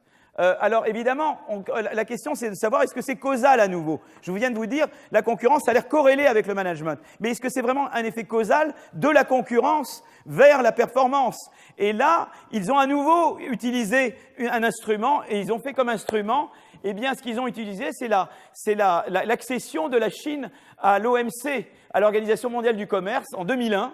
Et quand on a enlevé voilà, donc les quotas dans le textile, etc. Donc il y a eu un certain nombre de mesures qui ont été prises à la suite de l'accession de la Chine à l'OMC, qui ont été des mesures de libéralisation. Et ils montrent que d'abord, les imports en provenance de la Chine vers l'Union européenne ont augmenté, que la import penetration a augmenté suite à cette libéralisation, mais ensuite ils montrent que ça a eu un énorme effet d'amélioration dans le management et donc, par ce biais, sur la productivité des entreprises. Donc, vous voyez, ils ont utilisé cette libéralisation comme instrument pour bien établir qu'il y avait une causalité de la concurrence vers le management et donc vers la productivité. D'accord? Mais par exemple, la même chose a été vraie sur... bon, j'aime pas tellement parler, Van Drienen est britannique, il aime parler de la santé en Angleterre, mais je vous conseille pas de vous faire soigner là-bas. Voilà, Blair a augmenté la concurrence entre les hôpitaux en Grande-Bretagne, et ils disent que ça a amélioré la gestion des hôpitaux en Grande-Bretagne. Ceci dit, moi, j'irai jamais me faire soigner là-bas. Donc, voilà. Entre vous et moi, on est bien mieux soignés ici. Bon. Alors, il y a un autre... Si, donc, j'ai parlé multinationale, j'ai parlé de la concurrence. Maintenant, je vous parle d'un autre aspect qui est les réglementations sur le marché du travail. Vous voyez, la Banque mondiale a des indices de réglementation, voyez, et on a les scores de manager. Alors évidemment, nous, on n'est pas très bons. Vous voyez, on est là. Alors on espère qu'on va aller vers la gauche, là, non, hein, toujours, je reviens à mes ordonnances ou à mes trucs. On espère qu'on va aller vers la gauche, là, maintenant. Oui, alors je sais bien, ça veut dire, non, on va peut-être pas vers la gauche, mais la gauche du diagramme. C'est ça que je voulais dire. Mais... voilà. Mais en tout cas, ce qui est intéressant, c'est qu'il y a, effectivement, eux montrent qu'il y a une relation négative entre les réglementations sur le marché du travail et les pratiques de management. Mais là, il faudrait à nouveau utiliser des réformes pour montrer une causalité. Vous voyez, à chaque fois, il faudrait pouvoir exploiter une réforme pour faire l'équivalent de ce qu'ils ont fait en regardant l'effet de la libéralisation des échanges avec la Chine. Voilà. Alors maintenant, ce qui est très intéressant, c'est qu'on peut regarder, c'est que vous voyez, l'efficacité, elle est double. C'est qu'il y a d'abord l'efficacité de dire, est-ce que dans tel pays, les entreprises sont mieux gérées qu'ailleurs? Et il y a l'autre aspect qui est de dire, est-ce que l'emploi se réalloue plus vers les entreprises bien gérées dans tel pays que dans tel pays? Et ce qui est très intéressant, c'est que, vous voyez, il y a des, on regarde, si vous voulez, qu'est-ce qui est l'effet d'allocation et les États-Unis, non seulement les firmes sont mieux gérées, mais l'emploi tend à s'allouer davantage vers les entreprises mieux gérées. Vous voyez ce que je veux dire? Il y a un effet. C'est comme j'avais l'effet tout à l'heure de croissance et de sélection. Il y a le même effet là. Vous avez des effets vous avez des entreprises mieux gérées et en plus, l'emploi va davantage vers les entreprises mieux gérées. Donc ça, c'est intéressant. Et voilà, la réallocation vers les firmes mieux gérées est moins forte dans les autres pays que dans les États-Unis. Voilà. Et c'est pour ça que vous avez tous ces signes moins ici. Voilà. Donc ça, c'est intéressant. Et je le regarde là et on voit. Et là, on regarde en termes de mesures. C'est-à-dire qu'en fait, ce qu'il dit, pourquoi il dit que c'est important? Parce que quand vous avez des trade costs, c'est-à-dire des choses qui limitent les échanges, des tarifs, toutes les choses qui font que le commerce est entravé, eh bien, ça va empêcher la réallocation de l'emploi vers les firmes mieux gérées. De la même manière, si vous avez des réglementations du marché du travail, ça va empêcher la réallocation de l'emploi vers les firmes mieux gérées. Si vous avez des tarifs, ça va empêcher la réallocation vers des entreprises mieux gérées. Donc ça, c'est intéressant parce que, vous voyez, c'est toujours ces mesures de réforme structurelle, elles inhibent le management, l'amélioration du management dans une firme donnée, mais également, elles ont un effet elles entravent la réallocation de l'emploi vers les firmes les mieux gérées. Donc ça, c'est intéressant. Et on retrouve toujours les mêmes responsables, les rigidités, toujours les mêmes. Mais vous voyez qu'elles agissent différemment. Elles agissent sur la croissance des firmes, elles agissent sur le management score, elles agissent sur différentes choses, vous voyez. Mais elles viennent vous embêter par différents moyens. Et on essaie de les voir, les différents moyens que nous avons là. Alors l'autre chose, c'est l'éducation. Éducation. Ça, c'est la règle de tout. Vous voyez, quand vous avez, c'est évident que quand vous avez, dans les pays où vous avez des employés mieux éduqués, et que vous voulez, les management scores augmentent. Ça, s'il n'y a pas de secret, il faut investir dans l'éducation pour avoir des management scores qui sont bons. C'est-à-dire que ça va être, c'est à la fois le score, les managers, l'éducation des managers, mais l'éducation des autres. Parce qu'on fait des meilleurs managements quand soi-même on est mieux éduqué, mais quand les gens qu'on dirige sont mieux éduqués, évidemment. Donc, il y a une complémentarité. Disons que l'éducation aide, ça favorise le fait qu'il y ait des bons managers, et en plus, qu'il y ait des employés mieux éduqués, ça décuple l'effet d'un bon management, c'est évident. Hein. Et l'autre chose, c'est que les universités, c'est important. Voilà. Et ça, évidemment, je joue pour ma petite chapelle, mais plus il y a une distance longue pour aller à une université d'une entreprise, eh bien, plus le score de management est faible. Vous voyez, c'est des entreprises à la Silicon Valley, c'est parfait, c'est tout près de Stanford. Vous allez à Saclay, c'est génial. Ça va être génial. On n'est pas quand il y aura au 23e siècle, quand il y aura un transport direct pour Palaiseau. Hein. Ça, c'est vraiment de la grande science-fiction. Hein. Mais en tout cas, c'est intéressant. Vous voyez, l'aspect éducation, l'aspect université. Et on revoit donc toujours les mêmes. Vous voyez, c'est les mêmes leviers de réforme. Mais là, vous le voyez par le prisme des management scores. Voilà. Donc, qu'est-ce qu'il faut? Eh bien, il faut ouverture à l'investissement direct, renforcer la concurrence, réduire les réglementations sur le marché du travail, investir massivement dans le capital humain. Tout ça, tout ça, ça va dans le sens, ça va dans le sens d'améliorer les performances de management et par ce biais d'améliorer la productivité. D'accord? Alors là, j'ai quelques autres quotes et puis je m'arrête, hein, puisque là, ça va vous amuser. On termine comme ça. Alors le manager dit, on appartient à la mafia. Et l'autre dit, I think that's the other category, although I guess I could put you down as Italian multinational. Ça, c'est pas mal. Alors, une autre, les Américains, sur la géographie, l'intervieweur, combien de sites de production avez-vous à l'étranger? Alors, le manager est en Indiana. Oui, on en a une en Texas, quoi. Ouais. Voilà. Alors, maintenant, ne tombez pas malade en Angleterre. Tiens, c'est ce que je vous avais dit tout à l'heure. Est-ce que le personnel, est-ce qu'il arrive que le personnel n'accomplisse pas les tâches pour lesquelles ils sont qualifiés? Voilà. Et alors voilà le manager du NHS, qui est le système de sécurité sociale, le National Health Service anglais. Il dit, vous voulez dire des docteurs qui utilisent des infirmières qui font qui servent de portiers. Tout le temps. La semaine dernière, nous avions, nous nous reposions sur les patients en bonne santé pour pousser les lits des patients plus malades. Voilà. Et alors maintenant, en Inde, est-ce que cet hôpital est pour profit ou pas pour profit? Oh non, cet hôpital, c'est seulement pour les pertes. Voilà. Et alors là, encore en Inde, est-ce que les soins sont adéquats, quoi? Oui, absolument, madame. Est-ce que vous avez un département orthopédique? Oui, madame. Est-ce que vous avez un département cardiologie? Oui, madame. Ah, génial. Est-ce que vous pouvez me faire entrer en contact avec le département orthopédique? Désolé, madame, je suis un patient. Voilà. Et alors, il y en a une autre. Hello, hello.